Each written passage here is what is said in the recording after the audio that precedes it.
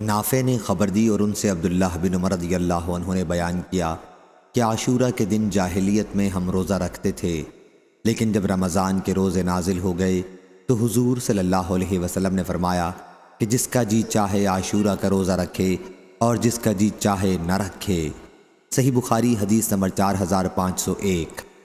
ابن عینہ نے بیان کیا، ان سے ظاہری نے، ان سے عروہ نے اور ان سے حضرت عائشہ رضی اللہ عنہا نے کہ عاشورہ کا روزہ رمضان کے روزوں کے حکم سے پہلے رکھا جاتا تھا، پھر جب رمضان کے روزوں کا حکم نازل ہوا تو آپ صلی اللہ علیہ وسلم نے فرمایا کہ جس کا جی چاہے عاشورہ کا روزہ رکھے اور جس کا جی چاہے نہ رکھے۔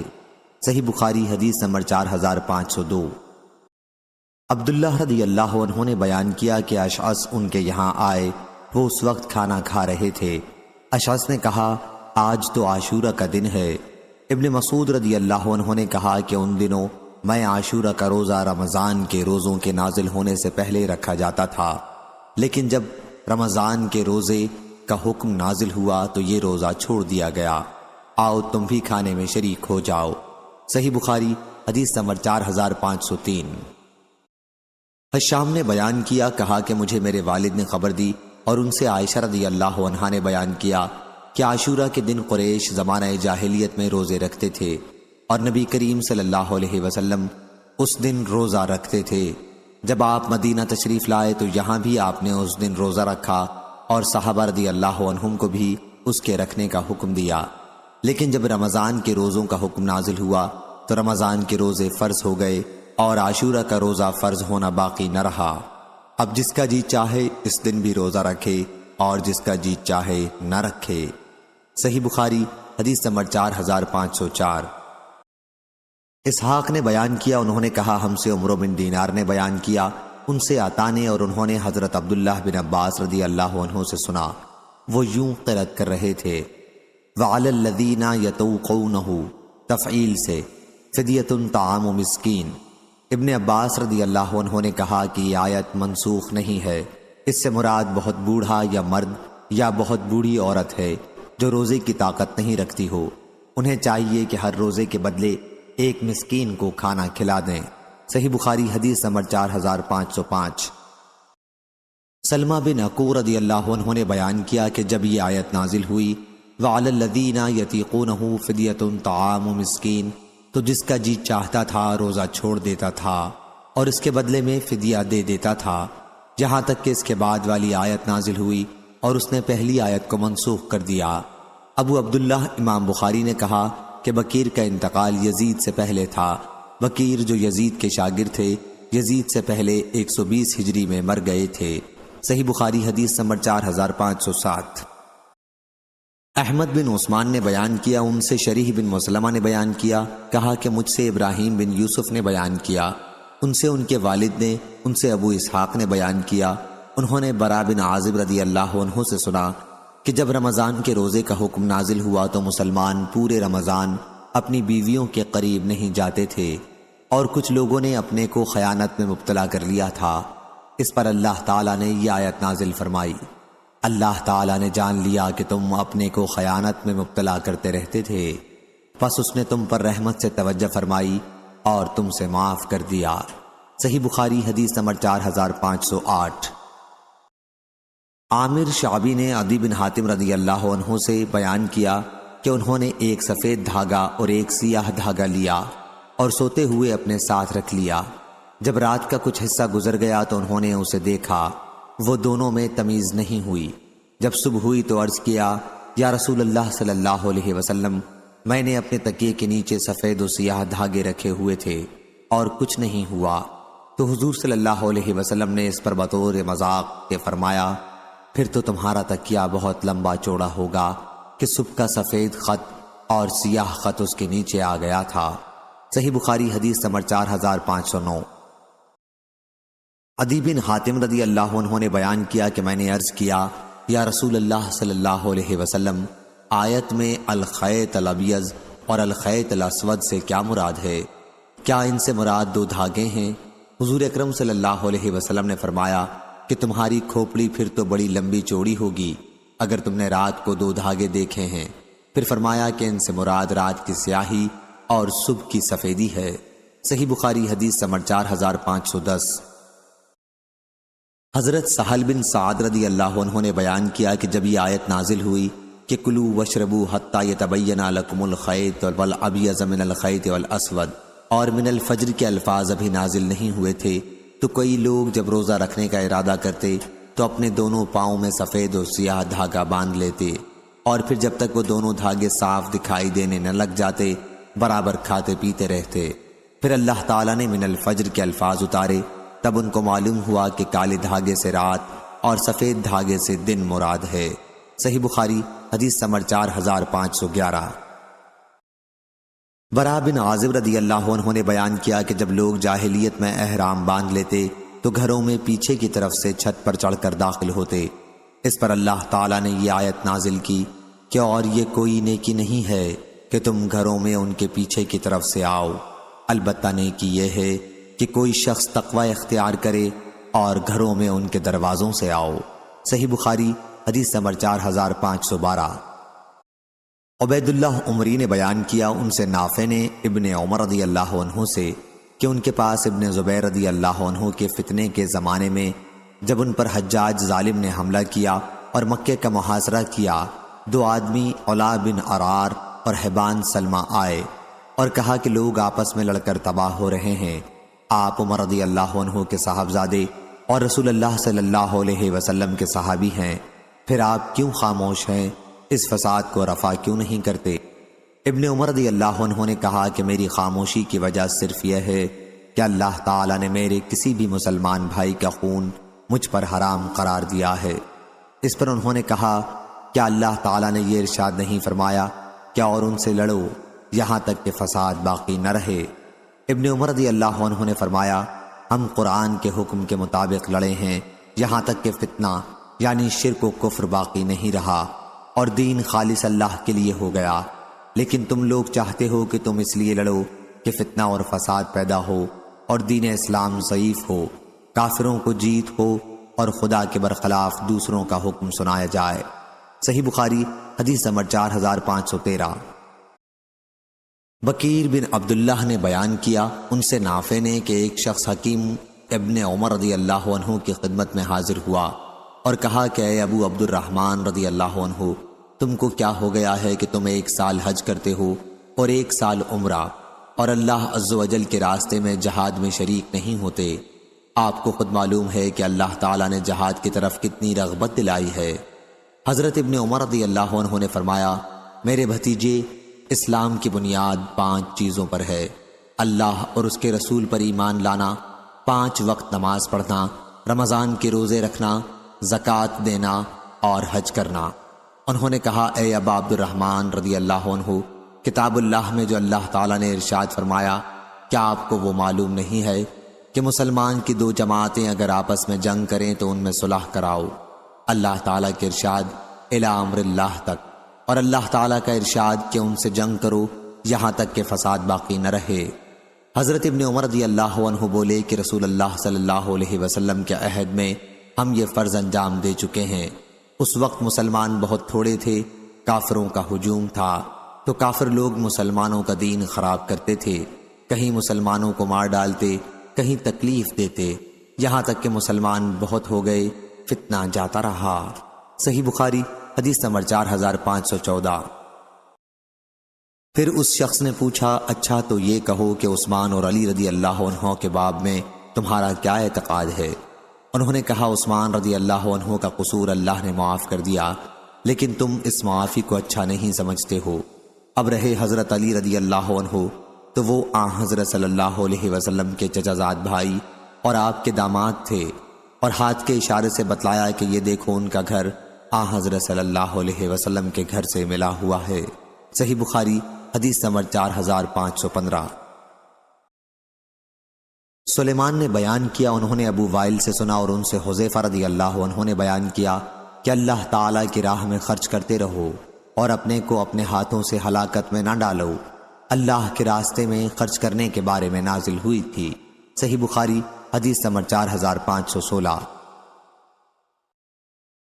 آدم بن نبی ایاس نے بیان کیا، کہا ہم سے شعبہ نے، ان سے عبد الرحمن بن اصبہانی نے، کہا میں نے عبداللہ بن معقل سے سنا، انہوں نے بیان کیا کہ میں کعب بن عجرہ رضی اللہ عنہ کی خدمت میں اس مسجد میں حاضر ہوا۔ ان کی مراد کوفہ کی مسجد سے تھی اور ان سے روزے کے فدیہ کے متعلق پوچھا۔ انہوں نے بیان کیا کہ مجھے احرام میں رسول اللہ صلی اللہ علیہ وسلم کی خدمت میں لوگ لے گئے اور جوئیں سر سے میرے چہرے پر گر رہی تھیں۔ آپ نے فرمایا کہ میرا خیال یہ نہیں تھا کہ تم اس حد تک تکلیف میں مبتلا ہو گئے ہو، تم کوئی بکری نہیں مہیا کر سکتے؟ میں نے عرض کیا کہ نہیں۔ فرمایا پھر 3 دن کے روزے رکھ لو یا 6 مسکینوں کو کھانا کھلا دو، ہر مسکین کو آدھا صاع کھانا کھلانا اور اپنا سر منڈوا لو۔ کعب رضی اللہ عنہ نے کہا تو یہ آیت خاص میرے بارے میں نازل ہوئی تھی اور اس کا حکم تم سب کے لیے عام ہے۔ صحیح بخاری حدیث نمبر 4517۔ عمران بن حسین رضی اللہ عنہ نے بیان کیا کہ حج میں تمتع کا حکم قرآن میں نازل ہوا اور ہم نے رسول اللہ صلی اللہ علیہ وسلم کے ساتھ تمتع کے ساتھ حج کیا۔ پھر اس کے بعد قرآن نے اس سے نہیں روکا اور نہ اس سے حضور صلی اللہ علیہ وسلم نے روکا، یہاں تک کہ آپ کی وفات ہو گئی، لہٰذا تمتع بھی جائز ہے۔ یہ تو ایک صاحب نے اپنی رائے سے جو چاہا کہہ دیا ہے۔ صحیح بخاری حدیث نمبر 4518۔ ابن عباس رضی اللہ عنہ نے بیان کیا کہ عکاظ، مجنہ اور ذوالمجاز زمانے جاہلیت کے بازار میلے تھے، اس لیے اسلام کے بعد موسم حج میں صحابہ رضی اللہ عنہم نے وہاں کاروبار کو برا سمجھا تو آیت نازل ہوئی کہ تمہیں اس بارے میں کوئی حرج نہیں کہ تم اپنے پروردگار کے یہاں سے تلاش معاش کرو، یعنی موسم حج میں تجارت کے لیے مذکورہ منڈیوں میں جاؤ۔ صحیح بخاری حدیث نمبر 4519۔ شام نے بیان کیا ان سے ان کے والد نے اور ان سے ام المومنین حضرت عائشہ صدیقہ رضی اللہ عنہا نے کہ قریش اور ان کے طریقے کی پیروی کرنے والے عرب حج کے لیے مزدلفہ میں ہی وقوف کیا کرتے تھے، اس کا نام انہوں نے الحمص رکھا تھا، اور باقی عرب عرفات کے میدان میں وقوف کرتے تھے۔ پھر جب اسلام آیا تو اللہ تعالیٰ نے اپنے نبی کریم صلی اللہ علیہ وسلم کو حکم دیا کہ آپ عرفات میں آئیں اور وہیں وقوف کریں اور پھر وہاں سے مزدلفہ آئیں۔ آیت ثم افیضوا من حیث افاض الناس سے یہی مراد ہے۔ صحیح بخاری حدیث نمبر 4520۔ قریب نے خبر دی اور ان سے حضرت عبداللہ بن عباس رضی اللہ عنہ نے بیان کیا کہ جو کوئی تمتع کرے، عمرہ کر کے احرام کھول ڈالے، وہ جب تک حج کا احرام نہ باندھے بیت اللہ کا نفل طواف کرتا رہے۔ جب حج کا احرام باندھے اور عرفات جانے کو سوار ہو تو حج کے بعد جو قربانی ہو سکے وہ کرے، اونٹ ہو یا گائے یا بکری، ان تینوں میں سے جو ہو سکے۔ اگر قربانی میسر نہ ہو تو 3 روزے حج کے دنوں میں رکھے۔ عرفہ کے دن سے پہلے اگر آخری روزہ عرفہ کے دن آ جائے تب بھی کوئی قباحت نہیں۔ شہر مکہ سے چل کر عرفات کو جائے، وہاں عصر کی نماز سے رات کی تاریکی ہونے تک ٹھہرے، پھر عرفات سے اس وقت لوٹے جب دوسرے لوگ لوٹیں، اور سب لوگوں کے ساتھ رات مزدلفہ میں گزارے اور اللہ کی یاد اور تکبیر اور تحلیل بہت کرتا رہے صبح ہونے تک۔ صبح کو لوگوں کے ساتھ مزدلفہ سے منی لوٹے، جیسے اللہ نے فرمایا ثم افیض من حیث افاض الناس الآیت، یعنی کنکریاں مارنے تک اسی طرح اللہ کو یاد اور تکبیر و تحلیل کرتے رہو۔ صحیح بخاری حدیث نمبر 4521۔ انس بن مالک رضی اللہ عنہ نے بیان کیا کہ نبی کریم صلی اللہ علیہ وسلم دعا کرتے تھے، اے پروردگار ہمارے، ہم کو دنیا میں بھی بہتری دے اور آخرت میں بھی بہتری، اور ہم کو دوزخ کے عذاب سے بچائیو۔ صحیح بخاری حدیث نمبر 4522۔ سفیان ثوری نے بیان کیا، کہا ان سے ابن جریج نے، ان سے ابن ابی ملیکہ نے اور ان سے عائشہ رضی اللہ عنہا نے نبی کریم صلی اللہ علیہ وسلم سے کہ اللہ تعالیٰ کے نزدیک سب سے زیادہ ناپسندیدہ شخص وہ ہے جو سخت جھگڑالو ہو۔ اور عبداللہ بن ولید ادنی نے بیان کیا کہ ہم سے سفیان ثوری نے بیان کیا، مجھ سے ابن جریج نے بیان کیا، ان سے ابن ابی ملیکہ نے، ان سے حضرت عائشہ رضی اللہ عنہا نے، اور ان سے نبی کریم صلی اللہ علیہ وسلم نے فرمایا، وہی حدیث جو اوپر گزری۔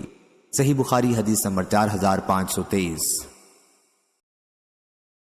ابن جریج نے بیان کیا، کہا کہ میں نے ابن ابی ملیکہ سے سنا، بیان کیا کہ ابن عباس رضی اللہ عنہ سورہ یوسف کی آیت حتی اذا استیاس الرسل وظنوا انہم قد کذبوا میں کذبو کو زال کی تخفیف کے ساتھ قرأت کیا کرتے تھے۔ آیت کا جو مفہوم وہ مراد لے سکتے تھے لیا، اس کے بعد یوں تلاوت کرتے، حتی یقول الرسول والذین آمنوا معہ متی نصر اللہ الا ان النصر اللہ القریب۔ پھر میری ملاقات عروہ بن زبیر سے ہوئی تو میں نے ان سے ابن عباس رضی اللہ عنہ کی تفسیر کا ذکر کیا۔ صحیح بخاری حدیث نمبر 4524۔ انہوں نے بیان کیا کہ حضرت عائشہ رضی اللہ عنہا تو کہتی تھیں، اللہ کی پناہ، پیغمبر تو جو وعدہ اللہ نے ان سے کیا ہے اس کو سمجھتے ہیں کہ وہ مرنے سے پہلے ضرور پورا ہوگا۔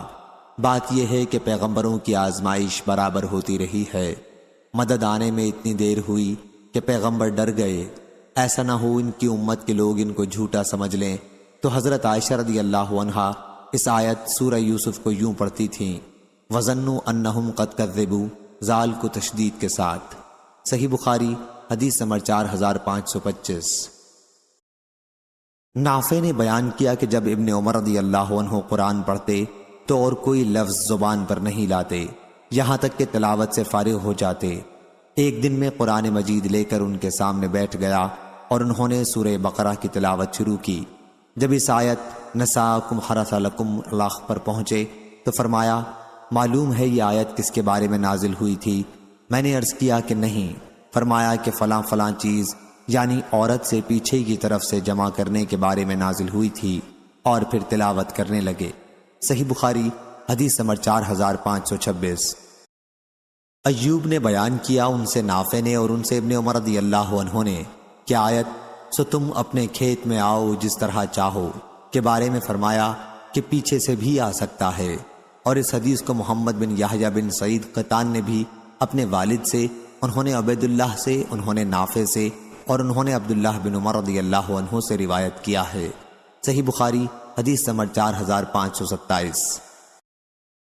سفیان ثوری نے بیان کیا ان سے محمد بن منکدر نے، اور انہوں نے جابر رضی اللہ عنہ سے سنا، انہوں نے بیان کیا کہ یہودی کہتے تھے کہ اگر عورت سے ہم بستری کے لیے کوئی پیچھے سے آئے گا تو بچہ بھینگا پیدا ہوگا۔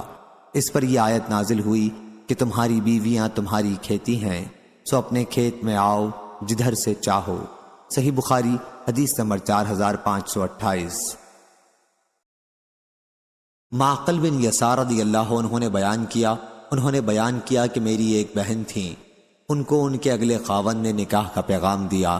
دوسری سند اور ابراہیم بن تہمان نے بیان کیا ان سے یونس نے، ان سے امام حسن بصری نے، اور ان سے معقل بن یسار رضی اللہ عنہ نے بیان کیا۔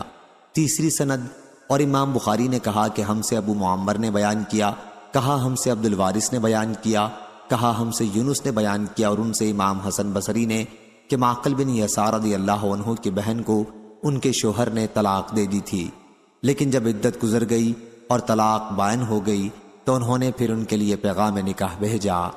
معقل رضی اللہ عنہ نے اس پر انکار کیا مگر عورت چاہتی تھی، تو یہ آیت نازل ہوئی کہ تم انہیں اس سے مت روکو کہ وہ اپنے پہلے شوہر سے دوبارہ نکاح کریں۔ صحیح بخاری حدیث نمبر 4529۔ عبداللہ بن زبیر رضی اللہ عنہ نے بیان کیا کہ میں نے آیت والذین یتوفون منکم یعنی اور تم میں سے جو لوگ وفات پا جاتے ہیں اور بیویاں چھوڑ جاتے ہیں کے متعلق عثمان رضی اللہ عنہ سے عرض کیا کہ اس آیت کو دوسری آیت نے منسوخ کر دیا ہے، اس لیے آپ اسے مصحف میں نہ لکھیں، یا یہ کہا کہ نہ رہنے دیں۔ اس پر عثمان رضی اللہ عنہ نے کہا کہ بیٹے، میں قرآن کا کوئی حرف اس کی جگہ سے نہیں ہٹا سکتا۔ صحیح بخاری حدیث نمبر 4530۔ شبل بن عباد نے بیان کیا ان سے ابن ابی نجیح نے اور ان سے مجاہد نے آیت اور تم میں سے جو لوگ وفات پا جاتے ہیں اور بیویاں چھوڑ جاتے ہیں کے بارے میں زمانے جاہلیت کی طرح کہا کہ عدت یعنی 4 مہینے 10 دن کی تھی جو شوہر کے گھر عورت کو گزارنی ضروری تھی۔ پھر اللہ تعالیٰ نے یہ آیت نازل کی، اور جو لوگ تم میں سے وفات پا جائیں اور بیویاں چھوڑ جائیں ان کو چاہیے کہ اپنی بیویوں کے حق میں نفع اٹھانے کی وصیت کر جائیں کہ وہ 1 سال تک گھر سے نہ نکالی جائیں، لیکن اگر وہ خود نکل جائیں تو کوئی گناہ تم پر نہیں اگر وہ دستور کے موافق اپنے لیے کوئی کام کریں۔ فرمایا کہ اللہ تعالیٰ نے عورت کے لیے 7 مہینے اور 20 دن وصیت کے قرار دیے کہ اگر وہ اس مدت میں چاہے تو اپنے لیے وصیت کے مطابق شوہر کے گھر میں ہی ٹھہرے، اور اگر چاہے تو کہیں اور چلی جائے کہ اگر ایسی عورت کہیں اور چلی جائے تو تمہارے حق میں کوئی گناہ نہیں، پس عدت کے ایام تو وہی ہیں جنہیں گزارنا اس پر ضروری ہے، یعنی 4 مہینے 10 دن۔ شبل نے کہا ابن ابی نجیح نے مجاہد سے ایسا ہی نقل کیا ہے، اور عطا بن ابی رباح نے کہا کہ ابن عباس رضی اللہ عنہ نے کہا اس آیت نے اس رسم کو منسوخ کر دیا کہ عورت اپنے خاوند کے گھر کے پاس عدت گزارے۔ اس آیت کی روح سے عورت کو اختیار ملا جہاں چاہے وہاں عدت گزارے، اور اللہ پاک کے قول غیر اخراج کا یہی مطلب ہے۔ عطا نے کہا عورت اگر چاہے تو اپنے خاوند کے گھر والوں میں عدت گزارے اور خاوند کی وصیت کے موافق اسی کے گھر میں رہے، اور اگر چاہے تو وہاں سے نکل جائے، کیونکہ اللہ تعالیٰ نے فرمایا اگر وہ نکل جائیں تو دستور موافق اپنے حق میں جو بات کریں اس میں کوئی گناہ تم پر نہ ہوگا۔ عطا نے کہا کہ پھر میراث کا حکم نازل ہوا جو سورہ نساء میں ہے، اور اس نے عورت کے لیے گھر میں رکھنے کے حکم کو منسوخ قرار دیا۔ اب عورت جہاں چاہے عدت گزار سکتی ہے، اسے مکان کا خرچہ دینا ضروری نہیں۔ اور محمد بن یوسف نے روایت کیا، ان سے ورقہ بن عمرو نے بیان کیا، ان سے ابن ابی نجیح نے، اور ان سے مجاہد نے یہی قول بیان کیا، اور فرزندان ابن ابی نجیح سے نقل کیا، ان سے عطا بن ابی رباح نے بیان کیا، اور ان سے ابن عباس رضی اللہ عنہ نے بیان کیا کہ اس آیت نے صرف شوہر کے گھر میں عدت کے حکم کو منسوخ قرار دیا ہے، اب وہ جہاں چاہے عدت گزار سکتی ہے، جیسا کہ اللہ تعالیٰ کے ارشاد غیر اخراج وغیرہ سے ثابت ہے۔ صحیح بخاری حدیث نمبر 4531۔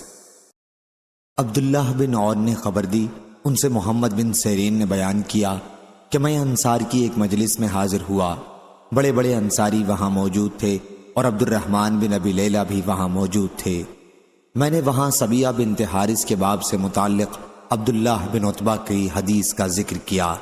عبد الرحمن نے کہا لیکن عبداللہ بن عتبہ کے چچا عبداللہ بن مسعود رضی اللہ عنہ ایسا نہیں کہتے تھے۔ محمد بن سیرین نے کہا کہ میں نے کہا کہ پھر تو میں نے ایک ایسے بزرگ عبداللہ بن عتبہ کے متعلق جھوٹ بولنے میں دلیری کی ہے کہ جو کوفہ میں ابھی زندہ موجود ہیں۔ میری آواز بلند ہو گئی تھی۔ ابن سیرین نے کہا کہ پھر جب میں باہر نکلا تو راستے میں مالک بن عامر یا مالک بن عوف سے میری ملاقات ہو گئی۔ راوی کو شک ہے یہ ابن مسعود رضی اللہ عنہ کے رفیقوں میں سے تھے۔ میں نے ان سے پوچھا کہ جس عورت کے شوہر کا انتقال ہو جائے اور وہ حمل سے ہو تو ابن مسعود رضی اللہ عنہ اس کی عدت کے متعلق کیا فتویٰ دیتے تھے؟ انہوں نے کہا کہ ابن مسعود رضی اللہ عنہ کہتے تھے کہ تم لوگ اس حاملہ پر سختی کے متعلق کیوں سوچتے ہو، اس پر آسانی نہیں کرتے، اس کو لمبی عدت کا حکم دیتے ہو۔ سورہ نساء چھوٹی، سورہ طلاق لمبی سورہ نساء کے بعد نازل ہوئی ہے۔ اور ایوب سختیانی نے بیان کیا، ان سے محمد بن سیرین نے کہا میں ابو عطیہ مالک بن عامر سے ملا۔ صحیح بخاری حدیث نمبر 4532۔ حشام بن حسان نے بیان کیا، ان سے محمد بن سیرین نے، ان سے عبیدہ نے، اور ان سے حضرت علی رضی اللہ عنہ نے بیان کیا کہ نبی کریم صلی اللہ علیہ وسلم نے فرمایا۔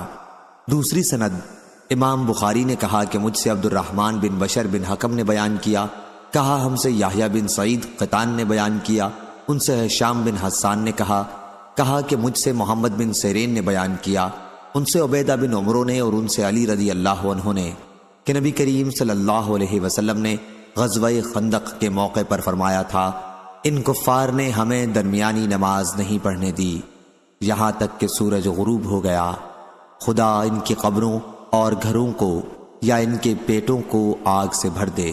قبروں اور گھروں یا پیٹوں کے لفظ میں شک یحییٰ بن سعید راوی کی طرف سے ہے۔ صحیح بخاری حدیث نمبر 4533۔ زید بن ارقم رضی اللہ عنہ نے بیان کیا کہ پہلے ہم نماز پڑھتے ہوئے بات بھی کر لیا کرتے تھے، کوئی بھی شخص اپنے دوسرے بھائی سے اپنی کسی ضرورت کے لیے بات کر لیتا تھا، یہاں تک کہ یہ آیت نازل ہوئی، سبھی نمازوں کی پابندی رکھو اور خاص طور پر بیچ والی نماز کی، اور اللہ کے سامنے فرما برداروں کی طرح کھڑے ہوا کرو۔ اس آیت کے ذریعے ہمیں نماز میں چپ رہنے کا حکم دیا گیا۔ صحیح بخاری حدیث نمبر 4534۔ امام مالک نے بیان کیا، ان سے نافع نے کہ جب حضرت عبداللہ بن عمر رضی اللہ عنہ سے نماز خوف کے متعلق پوچھا جاتا تو وہ فرماتے کہ امام مسلمانوں کی ایک جماعت کو لے کر خود آگے بڑھے اور انہیں 1 رکعت نماز پڑھائے۔ اس دوران میں مسلمانوں کی دوسری جماعت ان کے اور دشمن کے درمیان میں رہے، یہ لوگ نماز میں ابھی شریک نہ ہوں۔ پھر جب امام ان لوگوں کو 1 رکعت پڑھا چکے جو پہلے اس کے ساتھ تھے، تو اب یہ لوگ پیچھے ہٹ جائیں اور ان کی جگہ لے لیں جنہوں نے اب تک نماز نہیں پڑھی ہے، لیکن یہ لوگ سلام نہ پھیریں۔ اب وہ لوگ آگے بڑھیں جنہوں نے نماز نہیں پڑھی ہے، اور امام انہیں بھی 1 رکعت نماز پڑھائے۔ اب امام 2 رکعت پڑھ چکنے کے بعد نماز سے فارغ ہو چکا، پھر دونوں جماعتیں جنہوں نے الگ الگ امام کے ساتھ 1 رکعت نماز پڑھی تھی اپنی باقی 1 رکعت ادا کر لیں، جبکہ امام اپنی نماز سے فارغ ہو چکا ہے۔ اس طرح دونوں جماعتوں کی 2 رکعت پوری ہو جائیں گے، لیکن اگر خوف اس سے بھی زیادہ ہے تو ہر شخص تنہا نماز پڑھ لے، پیدل ہو یا سوار، قبلے کی طرف رخ ہو یا نہ ہو۔ امام مالک نے بیان کیا ان سے نافع نے کہ مجھ کو یقین ہے کہ حضرت عبداللہ بن عمر رضی اللہ عنہ نے یہ باتیں رسول کریم صلی اللہ علیہ وسلم سے سن کر ہی بیان کی ہیں۔ صحیح بخاری حدیث نمبر 4535۔ ابن ابی ملیکہ نے بیان کیا کہ حضرت ابن زبیر رضی اللہ عنہ نے حضرت عثمان بن عفان رضی اللہ عنہ سے کہا کہ سورہ بقرہ کی آیت یعنی جو لوگ تم میں سے وفات پا جائیں اور بیویاں چھوڑ جائیں، اللہ تعالیٰ کے فرمان غیر اخراج تک کو دوسری آیت نے منسوخ کر دیا ہے، اس کو آپ نے مصحف میں کیوں لکھوایا، چھوڑ کیوں نہیں دیا؟ انہوں نے کہا میرے بھتیجے، میں کسی آیت کو اس کے ٹھکانے سے بدلنے والا نہیں۔ یہ حمید نے کہا یا کچھ ایسا ہی جواب دیا، اس پر تفصیلی نوٹ پیچھے لکھا جا چکا ہے۔ صحیح بخاری حدیث نمبر 4536۔ حضرت ابو ہریرہ رضی اللہ عنہ نے بیان کیا کہ رسول اللہ صلی اللہ علیہ وسلم نے فرمایا شک کرنے کا ہمیں ابراہیم علیہ السلام سے زیادہ حق ہے۔ جب انہوں نے عرض کیا تھا کہ اے میرے رب مجھے دکھا دے کہ تو مردوں کو کس طرح زندہ کرے گا، اللہ کی طرف سے ارشاد ہوا کہ کیا تجھ کو یقین نہیں ہے؟ عرض کی یقین ضرور ہے، لیکن میں نے یہ درخواست اس لیے کی ہے کہ میرے دل کو اور اطمینان حاصل ہو جائے۔ صحیح بخاری حدیث نمبر 4537۔ حشام نے خبر دی انہیں ابن جریج نے، انہوں نے عبداللہ بن ابی ملیکہ سے سنا، وہ عبداللہ بن عباس رضی اللہ عنہ سے بیان کرتے تھے۔ ابن جریج نے کہا اور میں نے ابن ابی ملیکہ کے بھائی ابو بکر بن ابی ملیکہ سے بھی سنا، وہ عبید بن عمیر سے روایت کرتے تھے کہ ایک دن حضرت عمر رضی اللہ عنہ نے نبی کریم صلی اللہ علیہ وسلم کے اصحاب سے دریافت کیا کیا آپ لوگ جانتے ہو یہ آیت کس سلسلے میں نازل ہوئی ہے؟ کیا تم میں سے کوئی یہ پسند کرتا ہے کہ اس کا ایک باغ ہو؟ سب نے کہا کہ اللہ زیادہ جاننے والا ہے۔ یہ سن کر حضرت عمر رضی اللہ عنہ بہت خفا ہو گئے اور کہا صاف جواب دیں کہ آپ لوگوں کو اس سلسلے میں کچھ معلوم ہے یا نہیں؟ ابن عباس رضی اللہ عنہ نے عرض کیا امیر المومنین میرے دل میں ایک بات آتی ہے۔ عمر رضی اللہ عنہ نے فرمایا بیٹے تم ہی کہو اور اپنے کو حقیر نہ سمجھو۔ ابن عباس رضی اللہ عنہ نے عرض کیا کہ اس میں عمل کی مثال بیان کی گئی ہے۔ حضرت عمر رضی اللہ عنہ نے پوچھا کیسے عمل کی؟ حضرت ابن عباس رضی اللہ عنہ نے عرض کیا کہ عمل کی۔ حضرت عمر رضی اللہ عنہ نے کہا کہ یہ ایک مالدار شخص کی مثال ہے جو اللہ کے اطاعت میں نیک عمل کرتا رہتا ہے، پھر اللہ شیطان کو اس پر غالب کر دیتا ہے، وہ گناہوں میں مصروف ہو جاتا ہے اور اس کے اگلے نیک اعمال سب غارت ہو جاتے ہیں۔ صحیح بخاری حدیث نمبر 4538۔ عطا بن یسار اور عبد الرحمن بن ابی عمرہ انصاری نے بیان کیا اور انہوں نے کہا ہم نے حضرت ابو ہریرہ رضی اللہ عنہ سے سنا، انہوں نے بیان کیا کہ نبی کریم صلی اللہ علیہ وسلم نے فرمایا مسکین وہ نہیں ہے جسے 1 یا 2 کھجور 1 یا 2 لقمے در بدر لیے پھریں، بلکہ مسکین وہ ہے جو مانگنے سے بچتا رہے، اور اگر تم دلیل چاہو تو قرآن سے اس آیت کو پڑھ لو کہ وہ لوگوں سے چمٹ کر نہیں مانگتے۔ صحیح بخاری حدیث نمبر 4539۔ مسلم نے بیان کیا ان سے مسروق نے اور ان سے ام المومنین حضرت عائشہ رضی اللہ عنہا نے بیان کیا کہ جب سود کے سلسلے میں سورہ بقرہ کی آخری آیتیں نازل ہوئیں تو رسول اللہ صلی اللہ علیہ وسلم نے انہیں پڑھ کر لوگوں کو سنایا اور اس کے بعد شراب کی تجارت بھی حرام قرار پائی۔ صحیح بخاری حدیث نمبر 4540۔ محمد بن جعفر نے خبر دی انہیں شعبہ نے، انہیں سلیمان عامش نے، انہوں نے کہا کہ میں نے ابو الضحیٰ سے سنا، وہ مسروق سے روایت کرتے تھے کہ ان سے حضرت عائشہ رضی اللہ عنہا نے بیان کیا، جب سورہ بقرہ کی آخری آیتیں نازل ہوئیں تو رسول اللہ صلی اللہ علیہ وسلم باہر تشریف لائے اور مسجد میں انہیں پڑھ کر سنایا۔ اس کے بعد شراب کی تجارت حرام ہو گئی۔ صحیح بخاری حدیث نمبر 4541۔ شعبہ نے بیان کیا، ان سے منصور نے، ان سے ابو الضحیٰ نے، ان سے مسروق نے اور ان سے حضرت عائشہ رضی اللہ عنہا نے بیان کیا کہ جب سورہ بقرہ کی آخری آیتیں نازل ہوئیں تو رسول اللہ صلی اللہ علیہ وسلم نے انہیں مسجد میں پڑھ کر سنایا اور شراب کی تجارت حرام قرار دی گئی۔ صحیح بخاری حدیث نمبر 4542۔ حضرت عائشہ رضی اللہ عنہا نے بیان کیا کہ جب سورہ بقرہ کی آخری آیات نازل ہوئیں تو رسول اللہ صلی اللہ علیہ وسلم کھڑے ہوئے اور ہمیں پڑھ کر سنایا، پھر شراب کی تجارت حرام کر دی۔ صحیح بخاری حدیث نمبر 4543۔ حضرت ابن عباس رضی اللہ عنہ نے بیان کیا کہ آخری آیت جو نبی کریم صلی اللہ علیہ وسلم پر نازل ہوئی وہ سود کی آیت تھی۔ صحیح بخاری حدیث نمبر 4544۔ بکیر حران نے بیان کیا، ان سے شعبہ نے، ان سے خالد حذا نے، ان سے مروان اصفر نے اور ان سے نبی کریم صلی اللہ علیہ وسلم کے ایک صحابی یعنی حضرت ابن عمر رضی اللہ عنہ نے کہ آیت اور جو کچھ تمہارے نفسوں کے اندر ہے اگر تم ان کو ظاہر کرو یا چھپائے رکھو آخر تک منسوخ ہو گئی تھی۔ صحیح بخاری حدیث نمبر 4545۔ شعبہ نے خبر دی، انہیں خالد حذا نے، انہیں مروان اصفر نے اور انہیں نبی کریم صلی اللہ علیہ وسلم کے ایک صحابی نے کہا کہ وہ حضرت ابن عمر رضی اللہ عنہ ہیں، انہوں نے آیت وَإِن تُبْدُوا مَا فِي أَنفُسِكُمْ أَوْ تَخْفُوهُ کے متعلق بتلایا کہ اس آیت کو اس کے بعد کی آیت لا یکلف اللہ نفسا الا وسعها نے منسوخ کر دیا ہے۔ صحیح بخاری حدیث نمبر 4546۔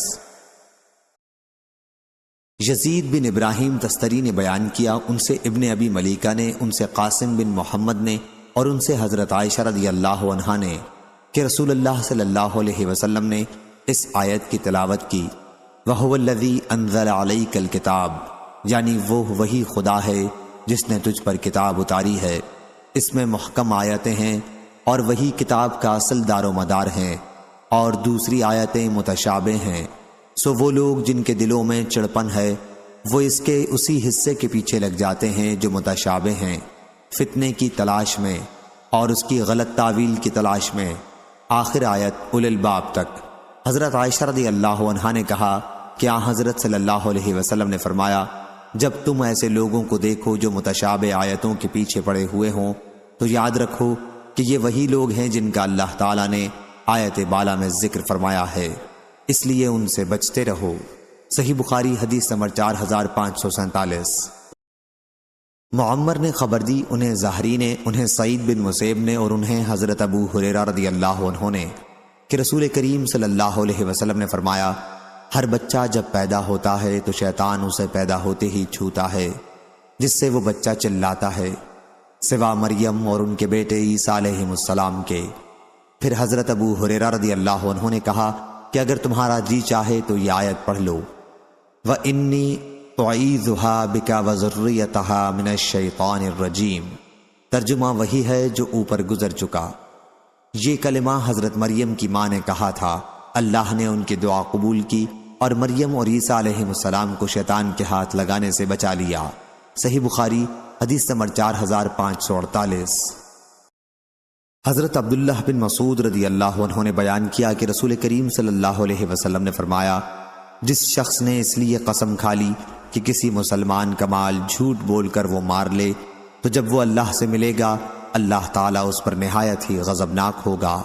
پھر اللہ تعالیٰ نے آپ کے اس فرمان کی تصدیق میں یہ آیت نازل کی، بے شک جو لوگ اللہ کے عہد اور اپنی قسموں کو تھوڑی قیمت پر بیچتے ہیں یہ وہی لوگ ہیں جن کے لیے آخرت میں کوئی بھلائی نہیں ہے، آخر آیت تک۔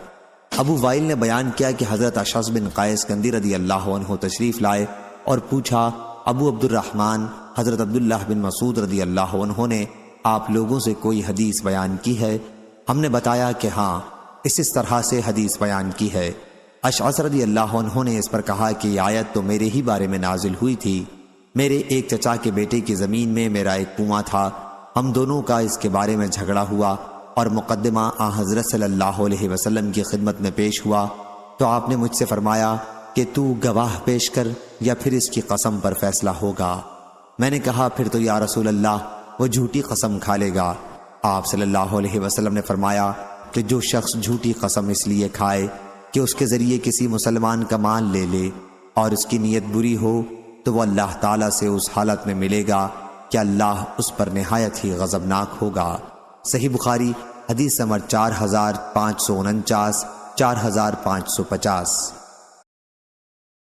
عوام بن حوشب نے خبر دی، انہیں ابراہیم بن عبد الرحمن نے اور انہیں حضرت عبداللہ بن ابی اوفا رضی اللہ عنہ نے کہ ایک شخص نے بازار میں سامان بیچتے ہوئے قسم کھا لی کہ فلاں شخص اس سامان کا اتنا روپیہ دے رہا تھا، حالانکہ کسی نے اتنی قیمت نہیں لگائی تھی، بلکہ اس کا مقصد یہ تھا کہ اس طرح کسی مسلمان کو وہ دھوکہ دے کر اسے ٹھگ لے۔ تو اس پر یہ آیت نازل ہوئی کہ بے شک جو لوگ اللہ کے عہد اور اپنی قسموں کو تھوڑی قیمت پر بیچتے ہیں، آخری آیت تک۔ صحیح بخاری حدیث نمبر 4551۔ عبداللہ بن داؤد نے بیان کیا، ان سے ابن جریج نے، ان سے ابن ابی ملیکہ نے کہ دو عورتیں کسی گھر یا حجرے میں بیٹھ کر موزے بنایا کرتی تھیں۔ ان میں سے ایک عورت باہر نکلی، اس کے ہاتھ میں موزے سینے کا سوا چبھو دیا گیا تھا۔ اس نے دوسری عورت پر دعویٰ کیا۔ یہ مقدمہ حضرت ابن عباس رضی اللہ عنہ کے پاس آیا تو انہوں نے کہا کہ رسول اللہ صلی اللہ علیہ وسلم نے فرمایا تھا کہ اگر صرف دعوے کی وجہ سے لوگوں کا مطالبہ مان لیا جانے لگے تو بہت سوں کا خون اور مال برباد ہو جائے گا۔ جب گواہ نہیں تو دوسری عورت کو جس پر یہ الزام ہے اللہ سے ڈراؤ اور اس کے سامنے یہ آیت پڑھو، ان الذین یشترون بعہد اللہ و ایمانہم۔ چنانچہ جب لوگوں نے اسے اللہ سے ڈرایا تو اس نے اقرار کر لیا۔ حضرت ابن عباس رضی اللہ عنہ نے کہا کہ حضور اکرم صلی اللہ علیہ وسلم نے فرمایا ہے قسم مدعی علیہ پر ہے۔ صحیح بخاری حدیث نمبر 4552۔ حضرت ابن عباس رضی اللہ عنہ نے بیان کیا، کہا کہ مجھ سے حضرت ابو سفیان رضی اللہ عنہ نے منہ در منہ بیان کیا۔ انہوں نے بتلایا کہ جس مدت میں میرے اور رسول کریم صلی اللہ علیہ وسلم کے درمیان صلح حدیبیہ کے معاہدے کے مطابق تھی، میں سفر تجارت پر شام میں گیا ہوا تھا۔ کیا حضور صلی اللہ علیہ وسلم کا خط ہرقل کے پاس پہنچا؟ انہوں نے بیان کیا کہ حضرت واہیہ کلبی رضی اللہ عنہ وہ خط لائے تھے اور عظیم بصرہ کے حوالے کر دیا تھا اور ہرقل کے پاس اسی سے پہنچا تھا۔ ابو سفیان رضی اللہ عنہ نے بیان کیا کہ ہرقل نے پوچھا کیا ہماری حدود سلطنت میں اس شخص کی قوم کے بھی کچھ لوگ ہیں جو نبی ہونے کا دعوے دار ہے؟ درباریوں نے بتایا کہ جی ہاں موجود ہیں۔ ابو سفیان رضی اللہ عنہ نے بیان کیا کہ پھر مجھے قریش کے چند دوسرے آدمیوں کے ساتھ بلایا گیا۔ ہم ہرقل کے دربار میں داخل ہوئے اور اس کے سامنے ہمیں بٹھا دیا گیا۔ اس نے پوچھا تم لوگوں میں اس شخص سے زیادہ قریبی کون ہے جو نبی ہونے کا دعویٰ کرتا ہے؟ ابو سفیان رضی اللہ عنہ نے بیان کیا کہ میں نے کہا کہ میں زیادہ قریب ہوں۔ اب درباریوں نے مجھے بادشاہ کے بالکل قریب بٹھا دیا اور میرے دوسرے ساتھیوں کو میرے پیچھے بٹھا دیا۔ اس کے بعد ترجمان کو بلایا اور اس سے ہرقل نے کہا کہ انہیں بتاؤ کہ میں اس شخص کے بارے میں تم سے کچھ سوالات کروں گا جو نبی ہونے کا دعوے دار ہے۔ اگر یہ یعنی ابو سفیان رضی اللہ عنہ جھوٹ بولے تو تم اس کے جھوٹ کو ظاہر کر دینا۔ ابو سفیان رضی اللہ عنہ کا بیان تھا کہ اللہ کی قسم اگر مجھے اس کا خوف نہ ہوتا کہ میرے ساتھی کہیں میرے متعلق جھوٹ بولنا نقل نہ کر دیں تو میں آن حضرت صلی اللہ علیہ وسلم کے بارے میں ضرور جھوٹ بولتا۔ پھر ہرقل نے اپنے ترجمان سے کہا کہ اس سے پوچھو کہ جس نے نبی ہونے کا دعویٰ کیا ہے وہ اپنے نسب میں کیسے ہیں؟ ابو سفیان رضی اللہ عنہ نے بتلایا کہ ان کا نسب ہم میں بہت ہی عزت والا ہے۔ اس نے پوچھا کیا ان کے باپ دادا میں کوئی بادشاہ بھی ہوا ہے؟ بیان کیا کہ میں نے کہا نہیں۔ اس نے پوچھا تم نے دعوی نبوت سے پہلے کبھی ان پر جھوٹ کی تہمت لگائی تھی؟ میں نے کہا نہیں۔ پوچھا ان کی پیروی معزز لوگ زیادہ کرتے ہیں یا کمزور؟ میں نے کہا کہ قوم کے کمزور لوگ زیادہ ہیں۔ اس نے پوچھا ان کے ماننے والوں میں زیادتی ہوتی رہتی ہے یا کمی؟ میں نے کہا کہ نہیں بلکہ زیادتی ہوتی رہتی ہے۔ پوچھا کبھی ایسا بھی کوئی واقعہ پیش آیا ہے کہ کوئی شخص ان کے دین کو قبول کرنے کے بعد پھر ان سے بدگمان ہو کر ان سے پھر گیا ہو؟ میں نے کہا ایسا بھی کبھی نہیں ہوا۔ اس نے پوچھا تم نے کبھی ان سے جنگ بھی کی ہے؟ میں نے کہا کہ ہاں۔ اس نے پوچھا تمہاری ان کے ساتھ جنگ کا کیا نتیجہ رہا؟ میں نے کہا کہ ہماری جنگ کی مثال ایک ڈول کی ہے، کبھی ان کے ہاتھ میں اور کبھی ہمارے ہاتھ میں۔ اس نے پوچھا کبھی انہوں نے تمہارے ساتھ کوئی دھوکہ بھی کیا؟ میں نے کہا کہ اب تک تو نہیں کیا، لیکن آج کل بھی ہمارا ان سے ایک معاہدہ چل رہا ہے، نہیں کہا جا سکتا کہ اس میں ان کا طرز عمل کیا رہے گا۔ ابو سفیان رضی اللہ عنہ نے بیان کیا کہ اللہ کی قسم اس جملے کے سوا اور کوئی بات میں اس پوری گفتگو میں اپنی طرف سے نہیں ملا سکا۔ پھر اس نے پوچھا اس سے پہلے بھی یہ دعویٰ تمہارے یہاں کسی نے کیا تھا؟ میں نے کہا کہ نہیں۔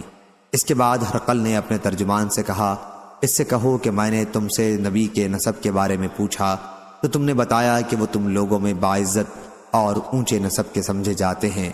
انبیاء کا بھی یہی حال ہے، ان کی بعثت ہمیشہ قوم کے صاحب حسب و نسب خاندان میں ہوتی ہے۔ اور میں نے تم سے پوچھا کہ کیا کوئی ان کے باپ دادوں میں بادشاہ گزرا ہے تو تم نے اس کا انکار کیا۔ میں اس سے اس فیصلے پر پہنچا کہ اگر ان کے باپ دادوں میں کوئی بادشاہ گزرا ہوتا تو ممکن تھا کہ وہ اپنی خاندانی سلطنت کو اس طرح واپس لینا چاہتے ہوں۔ اور میں نے تم سے ان کی اتباع کرنے والوں کے متعلق پوچھا کہ آیا وہ قوم کے کمزور لوگ ہیں یا اشراف؟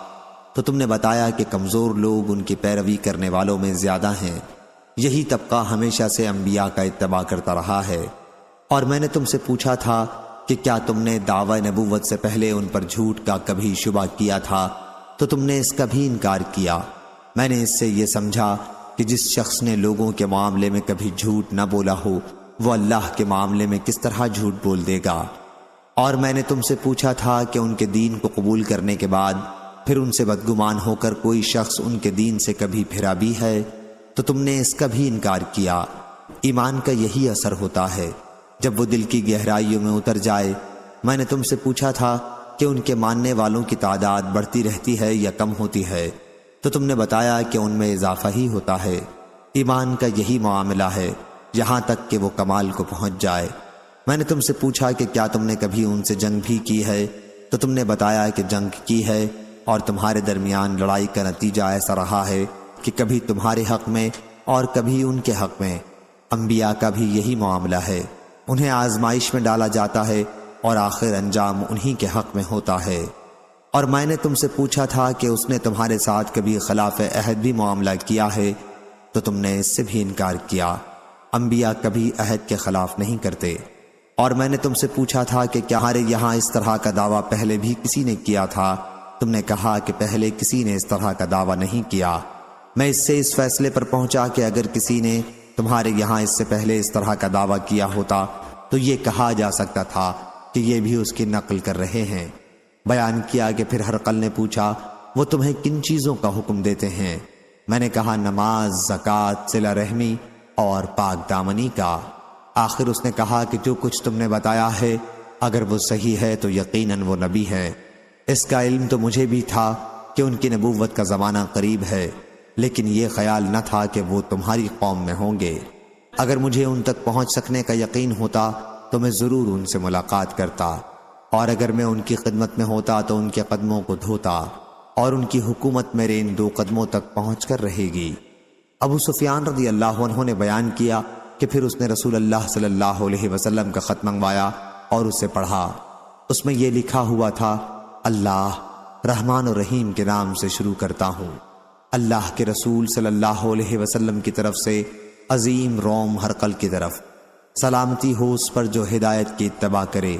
اما بعد میں تمہیں اسلام کی طرف بلاتا ہوں، اسلام لاؤ تو سلامتی پاؤ گے، اور اسلام لاؤ تو اللہ تمہیں دوہرا اجر دے گا، لیکن تم نے اگر منہ موڑا تو تمہاری رعایا کے کفر کا بار بھی سب تم پر ہوگا۔ اور اے کتاب والو، ایک ایسی بات کی طرف آ جاؤ جو ہم میں اور تم میں برابر ہے، وہ یہ ہے کہ ہم سوائے اللہ کے اور کسی کی عبادت نہ کریں۔ اللہ تعالیٰ کے فرمان اشہدو بأننا مسلمون تک جب ہرقل خط پڑھ چکا تو دربار میں بڑا شور برپا ہو گیا، اور پھر ہمیں دربار سے باہر کر دیا گیا۔ باہر آ کر میں نے اپنے ساتھیوں سے کہا کہ ابن ابی کبسہ کا معاملہ تو اب اس حد تک پہنچ چکا ہے کہ ملک بنی الاسور ہرقل بھی ان سے ڈرنے لگا۔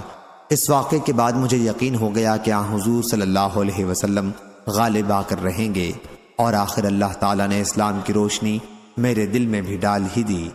ظاہری نے کہا کہ پھر ہرقل نے روم کے سرداروں کو بلا کر ایک خاص کمرے میں جمع کیا، پھر ان سے کہا، اے رومیوں، کیا تم ہمیشہ کے لیے فلاح اور بھلائی چاہتے ہو، اور یہ کہ تمہارا ملک تمہارے ہی ہاتھ میں رہے؟ اگر تم ایسا چاہتے ہو تو اسلام قبول کر لو۔ راوی نے بیان کیا کہ یہ سنتے ہی وہ سب وحشی جانوروں کی طرح دروازے کی طرف بھاگے۔ دیکھا تو دروازہ بند تھا۔ پھر ہرقل نے سب کو اپنے پاس بلایا کہ انہیں میرے پاس لاؤ، اور ان سے کہا کہ میں نے تو تمہیں آزمایا تھا کہ تم اپنے دین میں کتنے پختہ ہو۔ اب میں نے اس چیز کا مشاہدہ کر لیا جو مجھے پسند تھی۔ چنانچہ سب درباریوں نے اسے سجدہ کیا اور اس سے راضی ہو گئے۔ صحیح بخاری حدیث نمبر 4553۔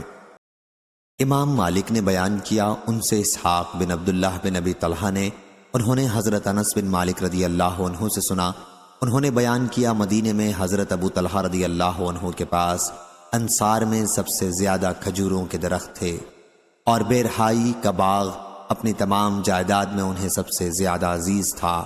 یہ باغ مسجد نبوی کے سامنے ہی تھا، اور حضور اکرم صلی اللہ علیہ وسلم بھی اس میں تشریف لے جاتے اور اس کے میٹھے اور عمدہ پانی کو پیتے۔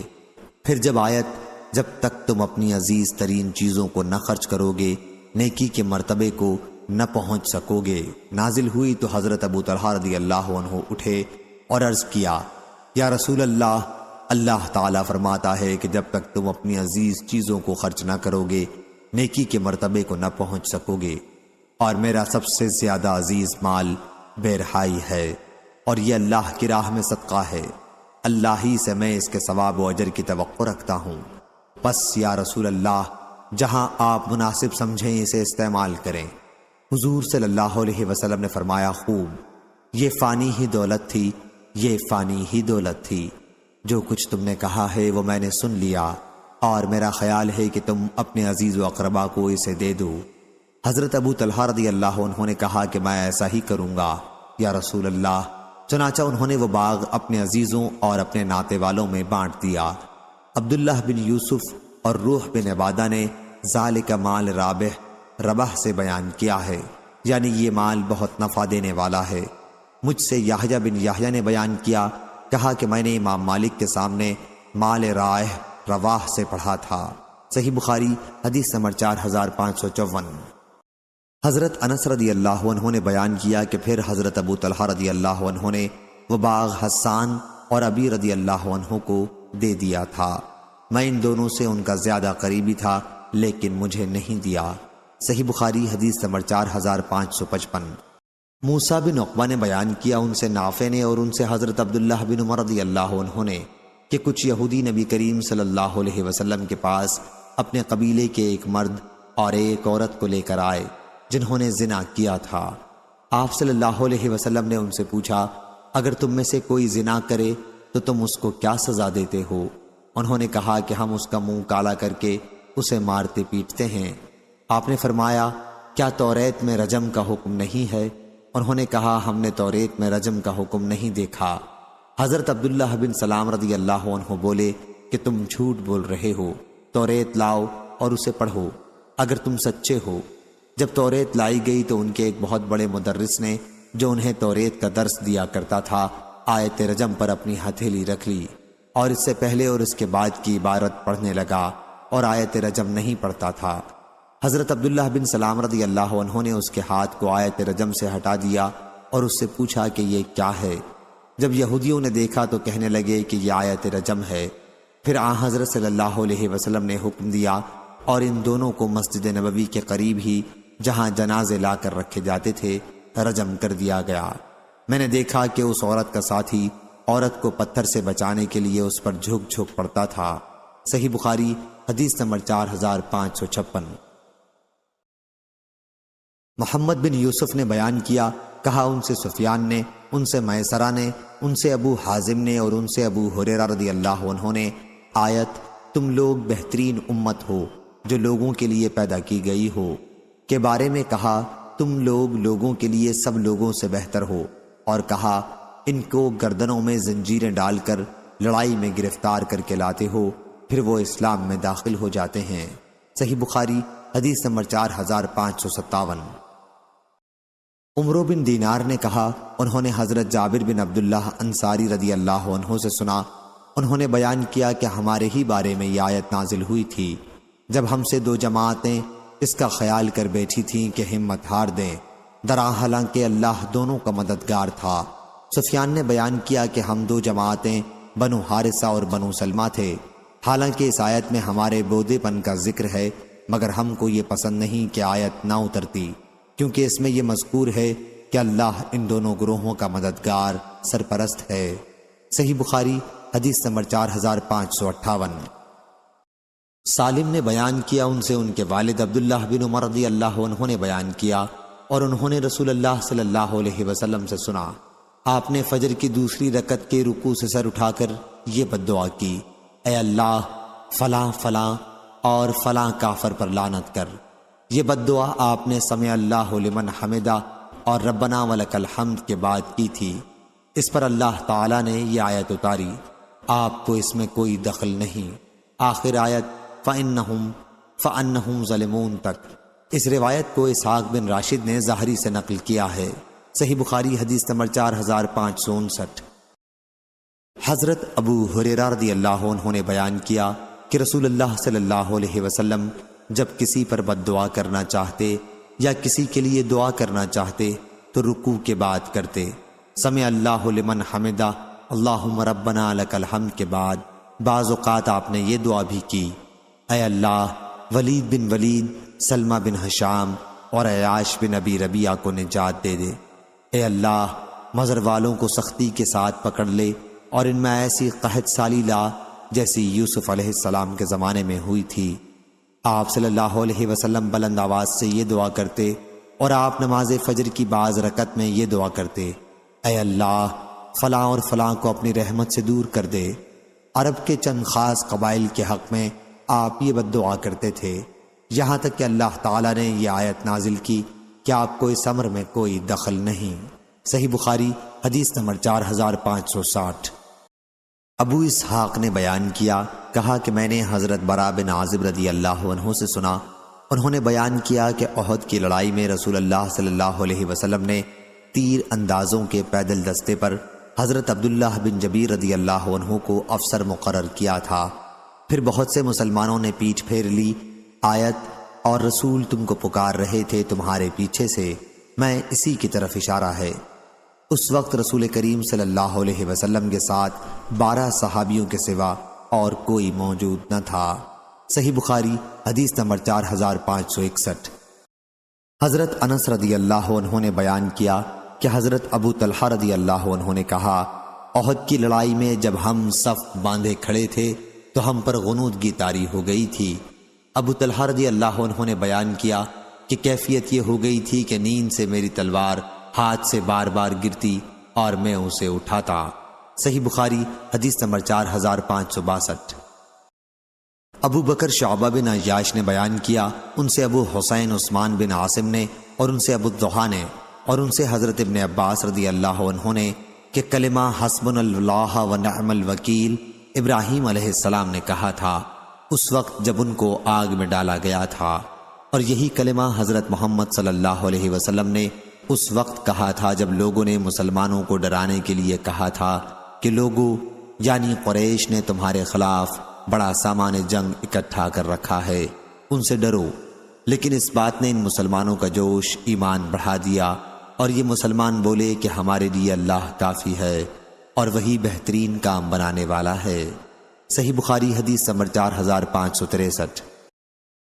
حضرت ابن عباس رضی اللہ عنہ نے بیان کیا کہ جب ابراہیم علیہ السلام کو آگ میں ڈالا گیا تو آخری کلمہ جو آپ کی زبان مبارک سے نکلا حسبی اللہ و نعم الوکیل تھا، یعنی میری مدد کے لیے اللہ کافی ہے اور وہی بہترین کام بنانے والا ہے۔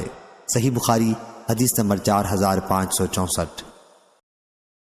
عبد الرحمن بن عبداللہ بن دینار نے بیان کیا، ان سے ان کے والد نے، ان سے ابو صالح نے، اور ان سے حضرت ابو ہریرہ رضی اللہ عنہ نے بیان کیا کہ رسول اللہ صلی اللہ علیہ وسلم نے فرمایا، جسے اللہ تعالیٰ نے مال دیا اور پھر اس نے اس کی زکوٰۃ نہیں ادا کی تو آخرت میں اس کا مال نہایت زہریلا سانپ بن کر، جس کی آنکھوں کے اوپر 2 نقطے ہوں گے، اس کی گردن میں توق کی طرح پہنا دیا جائے گا۔ پھر وہ سانپ اس کے دونوں جبڑوں کو پکڑ کر کہے گا کہ میں ہی تیرا مال ہوں، میں ہی تیرا خزانہ ہوں۔ پھر آپ نے اس آیت کی تلاوت کی، اور جو لوگ کہ اس مال میں بخل کرتے ہیں جو اللہ نے انہیں اپنے فضل سے دے رکھا ہے، وہ یہ نہ سمجھیں کہ یہ مال ان کے حق میں بہتر ہے، آخر تک۔ صحیح بخاری حدیث نمبر 4565۔ حضرت اسامہ بن زید رضی اللہ عنہ نے خبر دی کہ رسول اللہ صلی اللہ علیہ وسلم ایک گدھے کی پشت پر فدق کی بنی ہوئی ایک موٹی چادر رکھنے کے بعد سوار ہوئے اور اسامہ بن زید رضی اللہ عنہ کو اپنے پیچھے بٹھایا۔ آپ صلی اللہ علیہ وسلم بنو حارث بنی خزرج میں سعد بن عبادہ رضی اللہ عنہ کی مزاج پرسی کے لیے تشریف لے جا رہے تھے۔ یہ جنگ بدر سے پہلے کا واقعہ ہے۔ راستے میں ایک مجلس سے آپ گزرے جس میں عبداللہ بن ابی بن سلول منافق بھی موجود تھا۔ یہ عبداللہ بن ابی کے ظاہری اسلام لانے سے بھی پہلے کا قصہ ہے۔ مجلس میں مسلمان اور مشرکین یعنی بت پرست اور یہودی سبھی طرح کے لوگ تھے۔ انہی میں عبداللہ بن رواحہ رضی اللہ عنہ بھی تھے۔ سواری کی ٹاپوں سے گرد اڑی اور مجلس والوں پر پڑی تو عبداللہ بن ابی نے چادر سے اپنی ناک بند کر لی اور بطور تحقیر کہنے لگا کہ ہم پر گرد نہ اڑاؤ۔ اتنے میں رسول اللہ صلی اللہ علیہ وسلم بھی قریب پہنچ گئے اور انہیں سلام کیا۔ پھر آپ سواری سے اتر گئے اور مجلس والوں کو اللہ کی طرف بلایا اور قرآن کی آیتیں پڑھ کر سنائیں۔ اس پر عبداللہ بن ابی بن سلول کہنے لگا، جو کلام آپ نے پڑھ کر سنایا ہے اس سے عمدہ کوئی کلام نہیں ہو سکتا۔ اگرچہ یہ کلام بہت اچھا ہے، پھر بھی ہماری مجلسوں میں آ کر آپ ہمیں تکلیف نہ دیا کریں، اپنے گھر بیٹھیں۔ اگر کوئی آپ کے پاس جائے تو اسے اپنی باتیں سنایا کریں۔ یہ سن کر عبداللہ بن رواحہ رضی اللہ عنہ نے کہا، ضرور یا رسول اللہ، آپ ہماری مجلسوں میں تشریف لایا کریں، ہم اسی کو پسند کرتے ہیں۔ اس کے بعد مسلمان، مشرکین اور یہودی آپس میں ایک دوسرے کو برا بھلا کہنے لگے اور قریب تھا کہ فساد اور لڑائی تک نوبت پہنچ جاتی، لیکن آپ نے انہیں خاموش اور ٹھنڈا کر دیا اور آخر سب لوگ خاموش ہو گئے۔ پھر آپ صلی اللہ علیہ وسلم اپنی سواری پر سوار ہو کر وہاں سے چلے آئے اور سعد بن عبادہ رضی اللہ عنہ کے یہاں تشریف لے گئے۔ حضور صلی اللہ علیہ وسلم نے سعد بن عبادہ رضی اللہ عنہ سے بھی اس کا ذکر کیا کہ سعد، تم نے نہیں سنا ابو حباب، آپ کی مراد عبداللہ بن ابی بن سلول سے تھی، کیا کہہ رہا تھا؟ اس نے اس طرح کی باتیں کی ہیں۔ سعد بن عبادہ رضی اللہ عنہ نے عرض کیا، یا رسول اللہ، آپ اسے معاف فرما دیں اور اس سے درگزر کر دیں۔ اس ذات کی قسم جس نے آپ پر کتاب نازل کی ہے، اللہ نے آپ صلی اللہ علیہ وسلم کے ذریعے وہ حق بھیجا ہے جو اس نے آپ پر نازل کیا ہے۔ اس شہر مدینہ کے لوگ پہلے اس پر متفق ہو چکے تھے کہ اس عبداللہ بن ابی کو تاج پہنا دیں اور شاہی امامہ اس کے سر پر باندھ دیں، لیکن جب اللہ تعالیٰ نے اس حق کے ذریعے جو آپ کو اس نے عطا کیا ہے اس باطل کو روک دیا تو اب وہ چڑھ گیا ہے، اور اس وجہ سے وہ معاملہ اس نے آپ کے ساتھ کیا جو آپ نے ملاحظہ فرمایا ہے، آپ نے اسے معاف کر دیا۔ حضور صلی اللہ علیہ وسلم اور صحابہ رضی اللہ عنہم مشرکین اور اہل کتاب سے درگزر کیا کرتے تھے اور ان کی اذیتوں پر صبر کیا کرتے تھے۔ اسی کے بارے میں یہ آیت نازل ہوئی، اور یقیناً تم بہت سی دل آزاری کی باتیں ان سے بھی سنو گے جنہیں تم سے پہلے کتاب مل چکی ہے، اور ان سے بھی جو مشرک ہیں، اور اگر تم صبر کرو اور تقوی اختیار کرو تو یہ بڑے عزم و حوصلے کی بات ہے۔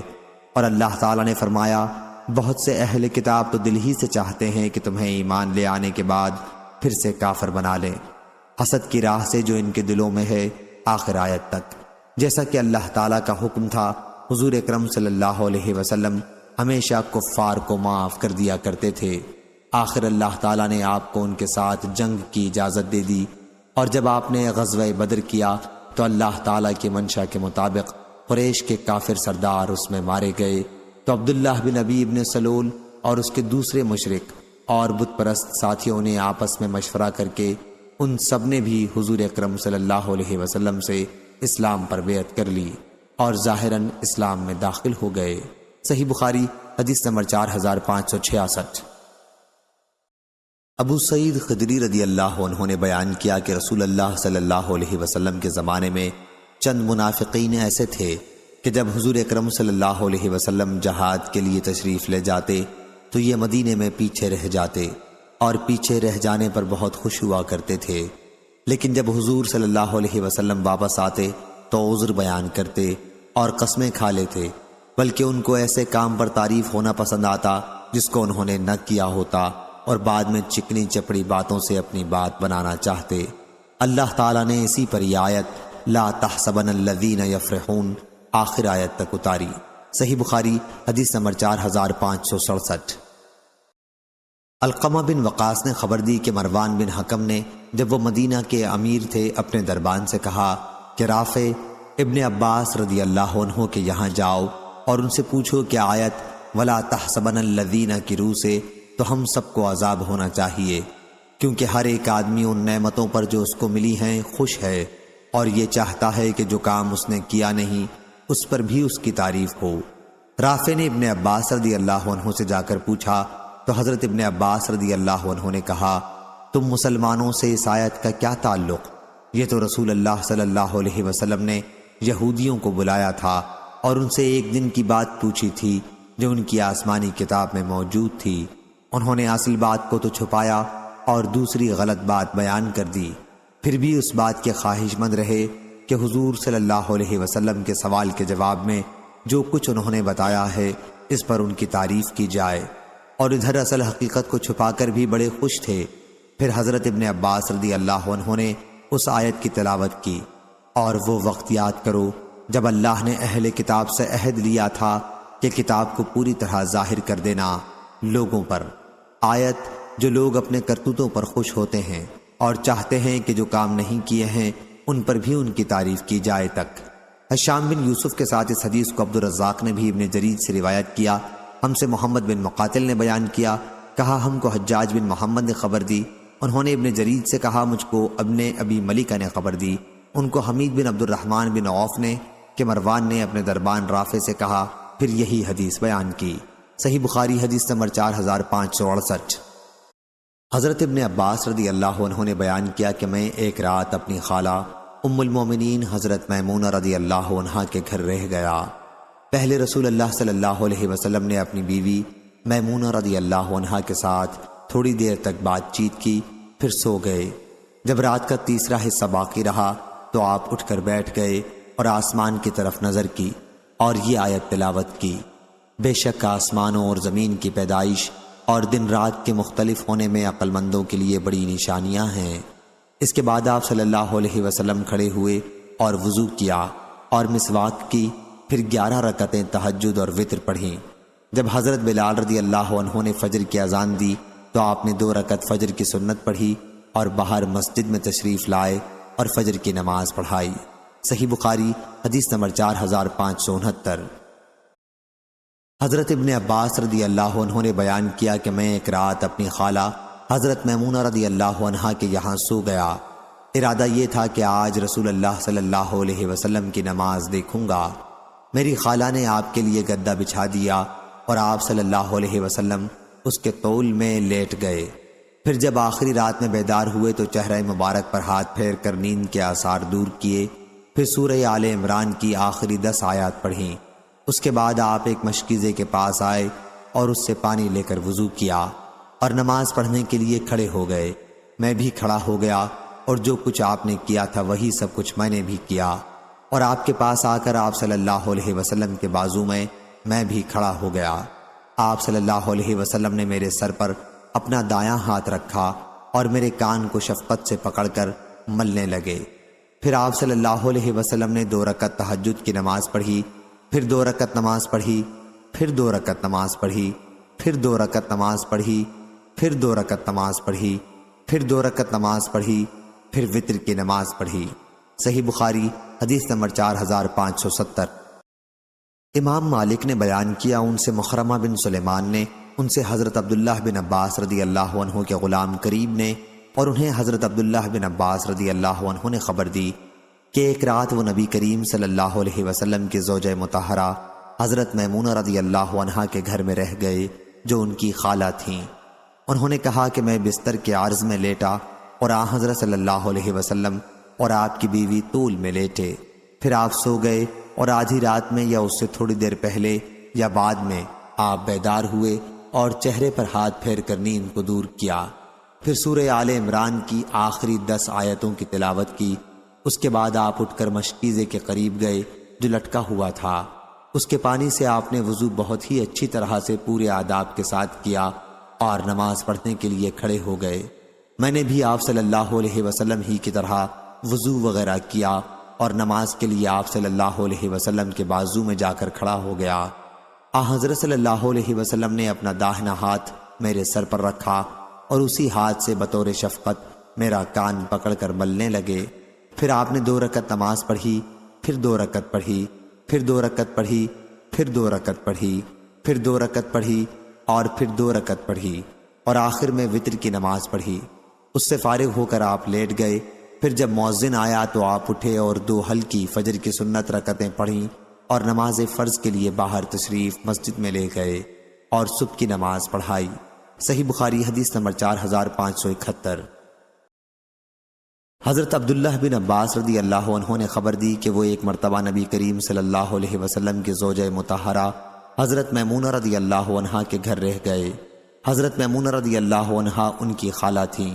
انہوں نے بیان کیا کہ میں بستر کے عرض میں لیٹ گیا اور حضرت صلی اللہ علیہ وسلم اور آپ کی بیوی طول میں لیٹے، پھر آپ سو گئے اور آدھی رات میں یا اس سے تھوڑی دیر پہلے یا تھوڑی دیر بعد آپ جاگے اور بیٹھ کر چہرے پر نیند کے آثار دور کرنے کے لیے ہاتھ پھیرنے لگے اور سورہ آل عمران کی آخری 10 آیات پڑھیں۔ اس کے بعد آپ مشکیزے کے پاس گئے جو لٹکا ہوا تھا، اس سے تمام آداب کے ساتھ آپ نے وضو کیا، پھر نماز کے لیے کھڑے ہوئے۔ حضرت ابن عباس رضی اللہ عنہ نے بیان کیا کہ میں بھی اٹھا اور میں نے بھی آپ صلی اللہ علیہ وسلم کی طرح وضو وغیرہ کیا اور جا کر آپ صلی اللہ علیہ وسلم کے بازو میں کھڑا ہو گیا تو حضرت صلی اللہ علیہ وسلم نے اپنا داہنا ہاتھ میرے سر پر رکھا اور شفقت سے میرے داہنے کان کو پکڑ کر ملنے لگے۔ پھر آپ نے 2 رکعت نماز پڑھی، پھر 2 رکعت پڑھی، پھر 2 رکعت پڑھی، پھر 2 رکعت پڑھی، پھر 2 رکعت پڑھی، پھر 2 رکعت پڑھی اور آخر میں انہیں وتر بنایا۔ پھر آپ لیٹ گئے اور جب مؤذن آپ کے پاس آیا تو آپ اٹھے اور 2 ہلکی رکعتیں پڑھ کر باہر مسجد میں تشریف لے گئے اور صبح کی نماز پڑھائی۔ صحیح بخاری حدیث نمبر 4572۔ ہشام بن عروہ نے خبر دی، انہیں ان کے والد نے اور ان سے عائشہ رضی اللہ عنہا نے بیان کیا کہ ایک آدمی کی پرورش میں ایک یتیم لڑکی تھی، پھر اس نے اس سے نکاح کر لیا۔ اس یتیم لڑکی کی ملکیت میں کھجور کا ایک باغ تھا، اسی باغ کی وجہ سے یہ شخص اس کی پرورش کرتا رہا، حالانکہ دل میں اس سے کوئی خاص لگاؤ نہ تھا۔ اس سلسلے میں یہ آیت اتری کہ اگر تمہیں اندیشہ ہو کہ تم یتیموں کے حق میں انصاف نہ کر سکو گے۔ ہشام بن یوسف نے کہا، میں سمجھتا ہوں ابن جریج نے یوں کہا، یہ لڑکی اس درخت اور دوسرے مال اسباب میں اس مرد کی حصے دار تھی۔ صحیح بخاری حدیث نمبر 4573۔ عروہ بن زبیر نے خبر دی، انہوں نے حضرت عائشہ رضی اللہ عنہا سے آیت وَإِنْ خِفْتُمْ أَنْ لَا تُقْسِطُوا فِي الْيَتَامَى کا مطلب پوچھا۔ انہوں نے کہا، میرے بھانجے، اس کا مطلب یہ ہے کہ ایک یتیم لڑکی اپنے ولی کی پرورش میں ہو اور اس کی جائیداد کے حصے دار ہو، ترکے کی روح سے اس کا حصہ ہو۔ اب اس ولی کو اس کی مالداری خوبصورتی پسند آئے، اس سے نکاح کرنا چاہے، پر انصاف کے ساتھ پورا مہر جتنا مہر اس کو دوسرے لوگ دیں نہ دینا چاہے، تو اللہ تعالیٰ نے اس آیت میں لوگوں کو ایسی یتیم لڑکیوں کے ساتھ جب تک ان کا پورا مہر انصاف کے ساتھ نہ دیں نکاح کرنے سے منع فرمایا، اور ان کو یہ حکم دیا کہ تم دوسری عورتوں سے جو تم کو بھلی لگیں نکاح کر لو، یتیم لڑکی کا نقصان نہ کرو۔ عروہ نے کہا، حضرت عائشہ رضی اللہ عنہا کہتی تھیں، اس آیت کے اترنے کے بعد لوگوں نے پھر حضرت صلی اللہ علیہ وسلم سے اس بارے میں مسئلہ پوچھا۔ اس وقت اللہ نے یہ آیت وَيَسْتَفْتُونَكَ فِي النِّسَاءِ اتاری۔ حضرت عائشہ رضی اللہ عنہا نے کہا، دوسری آیت میں یہ جو فرمایا وَتَرْغَبُونَ أَن تَنكَحُوهُنَّ، یعنی وہ یتیم لڑکیاں جن کا مال و جمال کم ہو اور تم ان کے ساتھ نکاح کرنے سے نفرت کرو، اس کا مطلب یہ ہے کہ جب تم ان یتیم لڑکیوں سے جن کا مال و جمال کم ہو نکاح کرنا نہیں چاہتے تو مال اور جمال والی یتیم لڑکیوں سے بھی جن سے تم کو نکاح کرنے کی رغبت ہے نکاح نہ کرو، مگر جب انصاف کے ساتھ ان کا مہر پورا ادا کرو۔ صحیح بخاری حدیث نمبر 4574۔ ہشام بن عروہ نے بیان کیا، ان سے ان کے والد نے اور ان سے حضرت عائشہ رضی اللہ عنہا نے اللہ تعالیٰ کے ارشاد بلکہ جو شخص خوشحال ہو وہ اپنے کو بالکل روکے رکھے، البتہ جو شخص نادار ہو وہ واجبی طور پر کھا سکتا ہے کے بارے میں فرمایا کہ یہ آیت یتیم کے بارے میں اتری ہے کہ اگر ولی نادار ہو تو یتیم کی پرورش اور دیکھ بھال کی اجرت میں وہ واجبی طور پر یتیم کے مال میں سے کچھ کھا سکتا ہے، بشرطے کہ نیت میں فساد نہ ہو۔ صحیح بخاری حدیث نمبر 4575۔ عبید اللہ اشجعی نے خبر دی، انہیں سفیان سوری نے، انہیں ابو اسحاق شیبانی نے، انہیں اکرمہ نے اور ان سے عبداللہ بن عباس رضی اللہ عنہ نے آیت اور جب تقسیم کے وقت عزیز و اقارب اور یتیم اور مسکین موجود ہوں کے متعلق فرمایا کہ یہ محکم ہے، منسوخ نہیں ہے۔ اکرمہ کے ساتھ اس حدیث کو سعید بن جبیر نے بھی عبداللہ بن عباس رضی اللہ عنہ سے روایت کیا ہے۔ صحیح بخاری حدیث نمبر 4576۔ حضرت جابر رضی اللہ عنہ نے بیان کیا کہ نبی کریم صلی اللہ علیہ وسلم اور حضرت ابو بکر صدیق رضی اللہ عنہ قبیلہ بنو سلمہ تک پیدل چل کر میری عیادت کے لیے تشریف لائے۔ آپ نے ملاحظہ فرمایا کہ مجھ پر بے ہوشی طاری ہے، اس لیے آپ نے پانی منگوایا اور وضو کر کے اس کا پانی مجھ پر چھڑکا۔ میں ہوش میں آ گیا، پھر میں نے عرض کیا یا رسول اللہ آپ کا کیا حکم ہے، میں اپنے مال کا کیا کروں؟ اس پر یہ آیت نازل ہوئی کہ اللہ تمہیں تمہاری اولاد کی میراث کے بارے میں حکم دیتا ہے۔ صحیح بخاری حدیث نمبر 4577۔ ابن عباس رضی اللہ عنہ نے بیان کیا کہ ابتدائے اسلام میں میت کا سارا مال اولاد کو ملتا تھا، البتہ والدین کو وہ ملتا جو میت ان کے لیے وصیت کر جائے۔ پھر اللہ تعالیٰ نے جیسا مناسب سمجھا اس میں نسخ کر دیا، چنانچہ اب مرد کا حصہ 2 عورتوں کے حصے کے برابر ہے اور میت کے والدین یعنی ان دونوں میں ہر ایک کے لیے اس مال کا چھٹا حصہ ہے۔ صحیح بخاری حدیث نمبر 4578۔ ابن عباس رضی اللہ عنہ نے اور شیبانی نے کہا کہ یہ حدیث ابو الحسن عطا سوائی نے بھی بیان کی ہے، اور جہاں تک مجھے یقین ہے ابن عباس رضی اللہ عنہ ہی سے بیان کیا ہے کہ آیت اے ایمان والو تمہارے لیے جائز نہیں کہ تم عورتوں کے زبردستی مالک ہو جاؤ، اور نہ انہیں اس غرض سے قید رکھو کہ تم نے انہیں جو کچھ دے رکھا ہے اس کا کچھ حصہ وصول کر لو۔ انہوں نے بیان کیا کہ جاہلیت میں کسی عورت کا شوہر مر جاتا تو شوہر کے رشتہ دار اس عورت کے زیادہ مستحق سمجھے جاتے، اگر ان میں سے کوئی چاہتا تو اس سے شادی کر لیتا، یا پھر وہ جس سے چاہتے اسی سے اس کی شادی کرتے، اور چاہتے تو نہ بھی کرتے۔ اس طرح عورت کے گھر والوں کے مقابلے میں بھی شوہر کے رشتہ دار اس کے زیادہ مستحق سمجھے جاتے۔ اسی پر یہ آیت یا ایھا الذین آمنوا لا یحل لکم ان ترثوا النساء کرہا نازل ہوئی۔ صحیح بخاری حدیث نمبر 4579۔ سعید بن جبیر نے بیان کیا اور ان سے حضرت عبداللہ بن عباس رضی اللہ عنہ نے بیان کیا کہ آیت میں لکل جعلنا موالی سے مراد وارث ہیں، اور والذین عاقدت ایمانکم کی تفسیر یہ ہے کہ شروع میں جب مہاجرین مدینہ آئے تو قرابت داروں کے علاوہ انصار کے وارث مہاجرین بھی ہوتے تھے۔ اس بھائی چارے کی وجہ سے جو نبی کریم صلی اللہ علیہ وسلم نے مہاجرین اور انصار کے درمیان کرایا تھا۔ پھر جب یہ آیت نازل ہوئی کہ لکل جعلنا موالی تو پہلا طریقہ منسوخ ہو گیا۔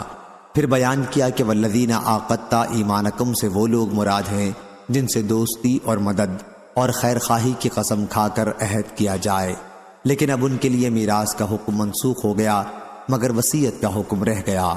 اس اسناد میں ابو اسامہ نے ادریس سے اور ادریس نے طلحہ بن مصرف سے سنا ہے۔ صحیح بخاری حدیث نمبر 4580۔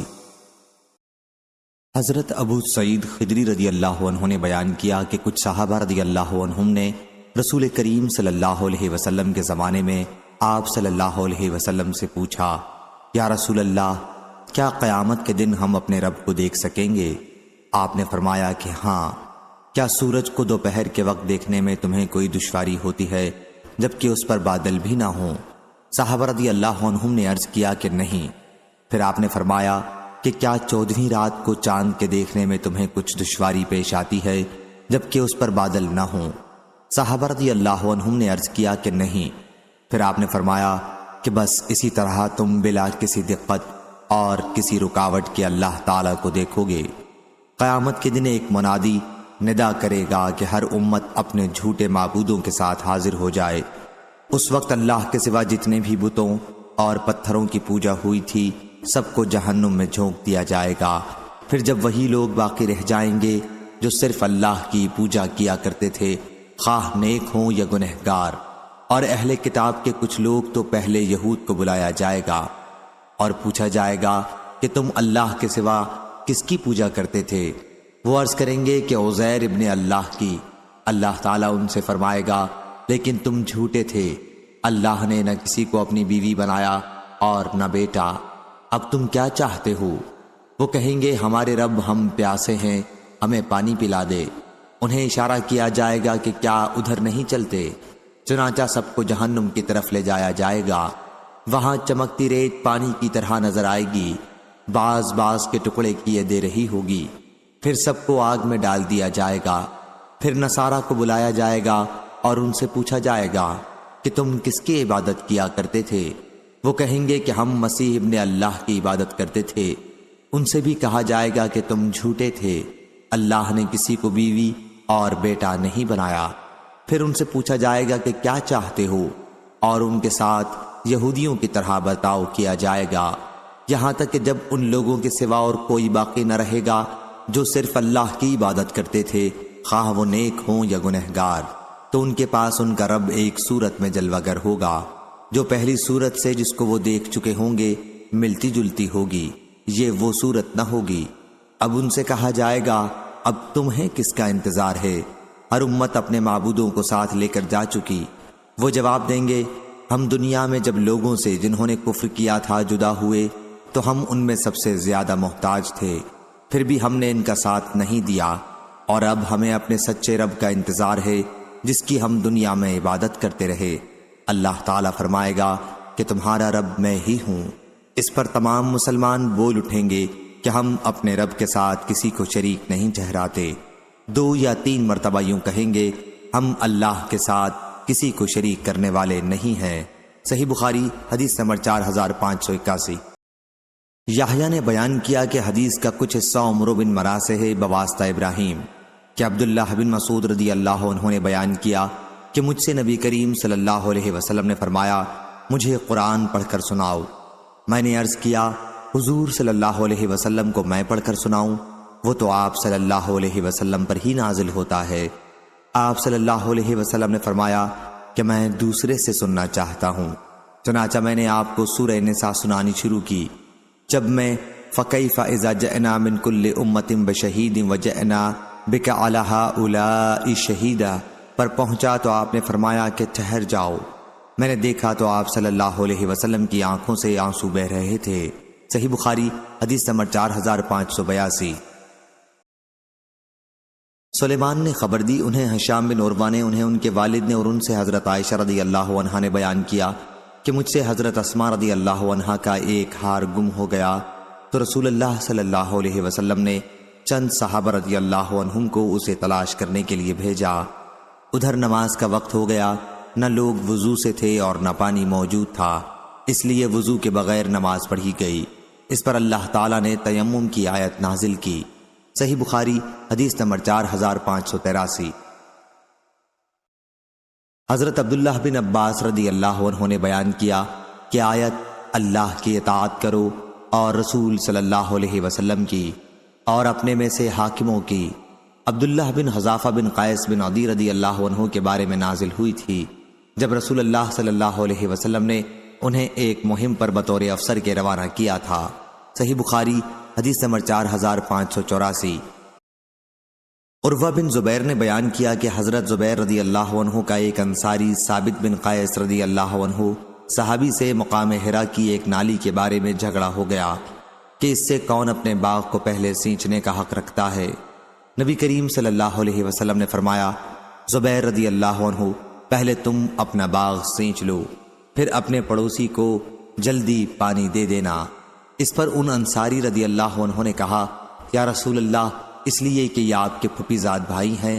یہ سن کر حضور صلی اللہ علیہ وسلم کے چہرے کا رنگ بدل گیا اور آپ صلی اللہ علیہ وسلم نے فرمایا، زبیر اپنے باغ کو سینچو اور پانی اس وقت تک روکے رکھو کہ منڈیر تک بھر جائے، پھر اپنے پڑوس کے لیے چھوڑو۔ پہلے حضور صلی اللہ علیہ وسلم نے انصاری کے ساتھ اپنے فیصلے میں رعایت رکھی تھی، لیکن اس مرتبہ آپ صلی اللہ علیہ وسلم نے حضرت زبیر رضی اللہ عنہ کو صاف طور پر ان کا پورا حق دے دیا، کیونکہ انصاری نے ایسی بات کہی تھی جس سے آپ کا غصہ ہونا قدرتی تھا۔ حضرت صلی اللہ علیہ وسلم نے اپنے پہلے فیصلے میں دونوں کے لیے رعایت رکھی تھی۔ زبیر رضی اللہ عنہ نے بیان کیا کہ میرا خیال ہے یہ آیات اسی سلسلے میں نازل ہوئی تھیں، تیرے پروردگار کی قسم ہے کہ یہ لوگ ایماندار نہ ہوں گے جب تک یہ اس جھگڑے میں جو ان کے آپس میں ہوں آپ کو حکم نہ بنا لیں اور آپ کے فیصلے کو کھلے دل کے ساتھ برضا و رغبت تسلیم کرنے کے لیے تیار نہ ہوں۔ صحیح بخاری حدیث نمبر 4585۔ ابراہیم بن سعد نے بیان کیا، ان سے ان کے والد نے، ان سے عروہ نے اور ان سے حضرت عائشہ رضی اللہ عنہا نے بیان کیا کہ میں نے رسول اللہ صلی اللہ علیہ وسلم سے سنا تھا، آپ صلی اللہ علیہ وسلم نے فرمایا کہ جو نبی مرض الموت میں بیمار ہوتا ہے تو اسے دنیا اور آخرت کا اختیار دیا جاتا ہے۔ چنانچہ حضرت صلی اللہ علیہ وسلم کی مرض الموت میں جب آواز گلے میں پھنسنے لگی تو میں نے سنا کہ آپ فرما رہے تھے، ان لوگوں کے ساتھ جن پر اللہ نے انعام کیا ہے، یعنی انبیاء، صدیقین، شہداء اور صالحین کے ساتھ۔ اس لیے میں سمجھ گئی کہ آپ کو بھی اختیار دیا گیا ہے اور آپ نے اللہم بالرفیق الاعلی کہہ کر آخرت کو پسند فرمایا۔ صحیح بخاری حدیث نمبر 4586۔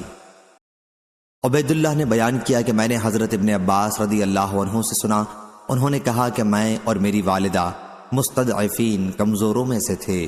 صحیح بخاری حدیث نمبر 4587۔ حماد بن زید نے بیان کیا، ان سے ایوب نے، ان سے ابن ابی ملیکہ نے کہ حضرت ابن عباس رضی اللہ عنہ نے آیت الا المستضعفین من الرجال والنساء والولدان کی تلاوت کی اور فرمایا کہ میں اور میری والدہ بھی ان لوگوں میں سے تھیں جنہیں اللہ تعالیٰ نے معذور رکھا تھا۔ اور حضرت ابن عباس رضی اللہ عنہ سے روایت ہے کہ حضرت معانی میں ذاقت کے ہے، تلوا یعنی تمہاری زبانوں سے گواہی ادا ہوگی۔ اور ابن عباس رضی اللہ عنہ کے سوا دوسرے شخص ابو عبیدہ رضی اللہ عنہ نے کہا، میں راغم کا معنی ہجرت کا مقام، عرب لوگ کہتے ہیں راغم تا قومی، یعنی میں نے اپنی قوم والوں کو جمع کر دیا۔ موقوتہ کے معنی ایک وقت مقررہ پر، یعنی جو وقت ان کے لیے مقرر ہو۔ صحیح بخاری حدیث نمبر 4588۔ شعبہ نے بیان کیا، ان سے عدی نے، ان سے عبداللہ بن یزید نے اور ان سے حضرت زید بن ثابت رضی اللہ عنہ نے آیت اور تمہیں کیا ہو گیا ہے کہ تم منافقین کے بارے میں دو فریق ہو گئے ہو کے بارے میں فرمایا کہ کچھ لوگ منافقین جو اوپر سے نبی کریم صلی اللہ علیہ وسلم کے ساتھ تھے جنگ احد میں آپ کو چھوڑ کر واپس چلے آئے، تو ان کے بارے میں مسلمانوں کی دو جماعتیں ہو گئیں۔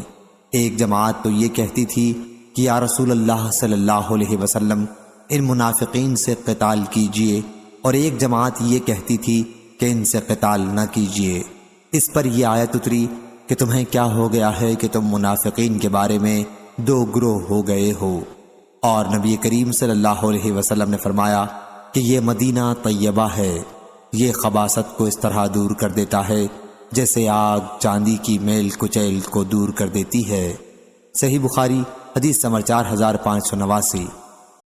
مغیرہ بن نعمان نے بیان کیا، کہا میں نے سعید بن جبیر سے سنا، انہوں نے بیان کیا کہ علماء کوفہ کا اس آیت کے بارے میں اختلاف ہو گیا تھا، چنانچہ میں ابن عباس رضی اللہ عنہ کی خدمت میں اس کے لیے سفر کر کے گیا اور ان سے اس کے متعلق پوچھا۔ انہوں نے فرمایا کہ یہ آیت اور جو کوئی مسلمان کو جان بوجھ کر قتل کرے اس کی سزا دوزخ ہے نازل ہوئی، اور اس باب کی یہ سب سے آخری آیت ہے، اسے کسی دوسری آیت نے منسوخ نہیں کیا ہے۔ صحیح بخاری حدیث نمبر 4590۔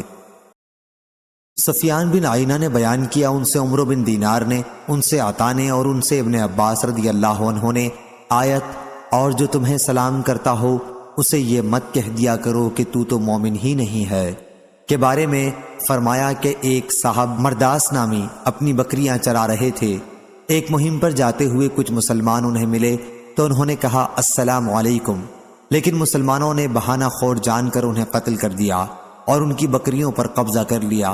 اس پر اللہ تعالیٰ نے یہ آیت نازل کی تھی، آخر آیت ارض الحیات الدنیا۔ اس سے اشارہ انہی بکریوں کی طرف تھا۔ بیان کیا کہ حضرت ابن عباس رضی اللہ عنہ نے السلام قرأت کی ہے، مشہور قرأت بھی یہی ہے۔ صحیح بخاری حدیث نمبر 4591۔ سہل بن سعد سعدی رضی اللہ عنہ نے بیان کیا، انہوں نے مروان بن حکم بن عاص کو مسجد میں دیکھا۔ بیان کیا کہ پھر میں ان کے پاس آیا اور ان کے پہلو میں بیٹھ گیا۔ انہوں نے مجھے خبر دی اور انہیں زید بن ثابت رضی اللہ عنہ نے خبر دی تھی کہ رسول اللہ صلی اللہ علیہ وسلم نے ان سے یہ آیت لکھوائی، مسلمانوں میں سے گھر بیٹھ رہنے والے اور اللہ کی راہ میں اپنے مال اور اپنی جان سے جہاد کرنے والے برابر نہیں ہو سکتے۔ ابھی آپ یہ آیت لکھوا ہی رہے تھے کہ حضرت ابن ام مکتوم رضی اللہ عنہ آ گئے اور عرض کیا، اللہ کی قسم یا رسول اللہ، اگر میں جہاد میں شرکت کر سکتا تو یقیناً جہاد کرتا۔ وہ اندھے تھے۔ اس کے بعد اللہ نے اپنے رسول پر وحی اتاری، آپ کی ران میری ران پر تھی، شدت وحی کی وجہ سے اس کا مجھ پر اتنا بوجھ پڑا کہ مجھے اپنی ران پھٹ جانے کا اندیشہ ہو گیا۔ یہ کیفیت ختم ہوئی اور اللہ تعالیٰ نے غیر للضرر کے الفاظ نازل کیے۔ صحیح بخاری حدیث نمبر 4592۔ برا بن عازب رضی اللہ عنہ نے کہا کہ جب آیت لا یستوی القاعدون من المؤمنین نازل ہوئی تو رسول اللہ صلی اللہ علیہ وسلم نے حضرت زید بن ثابت رضی اللہ عنہ کو کتابت کے لیے بلایا اور انہوں نے وہ آیت لکھ دی۔ پھر حضرت عبداللہ ابن ام مکتوم رضی اللہ عنہ حاضر ہوئے اور اپنے نابینا ہونے کا عذر پیش کیا تو اللہ تعالیٰ نے غیر اولی الضرر کے الفاظ اور نازل کیے۔ صحیح بخاری حدیث نمبر 4593۔ برا بن عازب رضی اللہ عنہ نے بیان کیا کہ جب آیت لا یستوی القاعدون من المؤمنین نازل ہوئی تو حضرت صلی اللہ علیہ وسلم نے فرمایا کہ فلاں یعنی زید بن ثابت رضی اللہ عنہ کو بلاؤ۔ وہ اپنے ساتھ دوات اور تختی یا شانے کی ہڈی لے کر حاضر ہوئے تو حضرت صلی اللہ علیہ وسلم نے فرمایا، لکھو لا یستوی القاعدون من المؤمنین والمجاہدون فی سبیل اللہ۔ ابن ام مکتوم رضی اللہ عنہ نے جو حضور اکرم صلی اللہ علیہ وسلم کے پیچھے موجود تھے عرض کیا، یا رسول اللہ، میں نابینا ہوں۔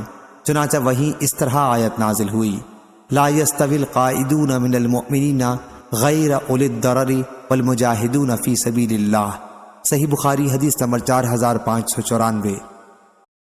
عبد الکریم جرزی نے خبر دی، انہیں عبداللہ بن حارث کے غلام مقسم نے خبر دی اور انہیں حضرت ابن عباس رضی اللہ عنہ نے خبر دی کہ لا یستوی القاعدون من المؤمنین سے اشارہ ہے ان لوگوں کی طرف جو بدر میں شریک تھے اور جنہوں نے بلا کسی عذر کے بدر کی لڑائی میں شرکت نہیں کی تھی، وہ دونوں برابر نہیں ہو سکتے۔ صحیح بخاری حدیث نمبر 4595۔ محمد بن عبد الرحمن ابو الاسود نے بیان کیا، کہا کہ اہل مدینہ کو جب مکے میں ابن زبیر رضی اللہ عنہ کی خلافت کا دور تھا، شام والوں کے خلاف ایک فوج نکالنے کا حکم دیا گیا۔ اس فوج میں میرا نام بھی لکھا گیا تو ابن عباس رضی اللہ عنہ کے غلام اکرمہ سے میں ملا اور انہیں اس صورتحال کی اطلاع کی۔ انہوں نے بڑی سختی کے ساتھ اس سے منع کیا اور فرمایا کہ مجھے ابن عباس رضی اللہ عنہ نے خبر دی تھی کہ کچھ مسلمان مشرکین کے ساتھ رہتے تھے اور اس طرح رسول اللہ صلی اللہ علیہ وسلم کے خلاف ان کی زیادتی کا سبب بنتے، پھر تیر آتا اور وہ سامنے پڑ جاتے تو انہیں لگ جاتا اور اس طرح ان کی جان جاتی یا تلوار سے غلطی میں انہیں قتل کر دیا جاتا۔ اس پر اللہ تعالیٰ نے یہ آیت نازل فرمائی، بے شک ان لوگوں کی جان جنہوں نے اپنے اوپر ظلم کر رکھا ہے جب فرشتے قبض کرتے ہیں، آخر آیت تک۔ اس روایت کو لیث بن سعد نے بھی ابو اسود سے نقل کیا ہے۔ صحیح بخاری حدیث نمبر 4596۔ حماد بن زید نے بیان کیا، ان سے ایوب سختیانی نے، ان سے عبداللہ بن ابی ملیکہ نے اور ان سے حضرت ابن عباس رضی اللہ عنہ نے الا المستضعفین کے متعلق فرمایا کہ میری ماں بھی انہی لوگوں میں تھیں جنہیں اللہ نے معذور رکھا تھا۔ صحیح بخاری حدیث نمبر 4597۔ حضرت ابو ہریرہ رضی اللہ عنہ نے بیان کیا کہ نبی کریم صلی اللہ علیہ وسلم نے عشاء کی نماز میں رکوع سے اٹھتے ہوئے سمع اللہ لمن حمدہ کہا، پھر سجدے میں جانے سے پہلے یہ دعا کی، اے اللہ عیاش بن ابی ربیعہ کو نجات دے، اے اللہ سلمہ بن ہشام کو نجات دے، اے اللہ ولید بن ولید کو نجات دے، اے اللہ کمزور مومنوں کو نجات دے، اے اللہ کفار مضر کو سخت سزا دے، اے اللہ انہیں ایسی قحط سالی میں مبتلا کر جیسی حضرت یوسف علیہ السلام کے زمانے میں قحط سالی آئی تھی۔ صحیح بخاری حدیث نمبر 4598۔ یعلا بن مسلم نے خبر دی، انہیں سعید بن جبیر نے اور ان سے حضرت عبداللہ بن عباس رضی اللہ عنہ نے آیت ان کان بکم عظیم مطر او کنتم مرضا کے سلسلے میں بتلایا کہ حضرت عبد الرحمن بن عوف رضی اللہ عنہ زخمی ہو گئے تھے، ان سے متعلق یہ آیت نازل ہوئی۔ صحیح بخاری حدیث نمبر 4599۔ ہشام بن عروہ نے بیان کیا، ان سے ان کے والد نے ان سے حضرت عائشہ رضی اللہ عنہ نے آیت لوگ آپ سے عورتوں کے بارے میں فتویٰ مانگتے ہیں، آپ کہہ دیں کہ اللہ تمہیں ان کے بارے میں وہی فتویٰ دیتا ہے، آیت وَتَرْغَبُونَ أَن تَنكِحُوهُنَّ تک۔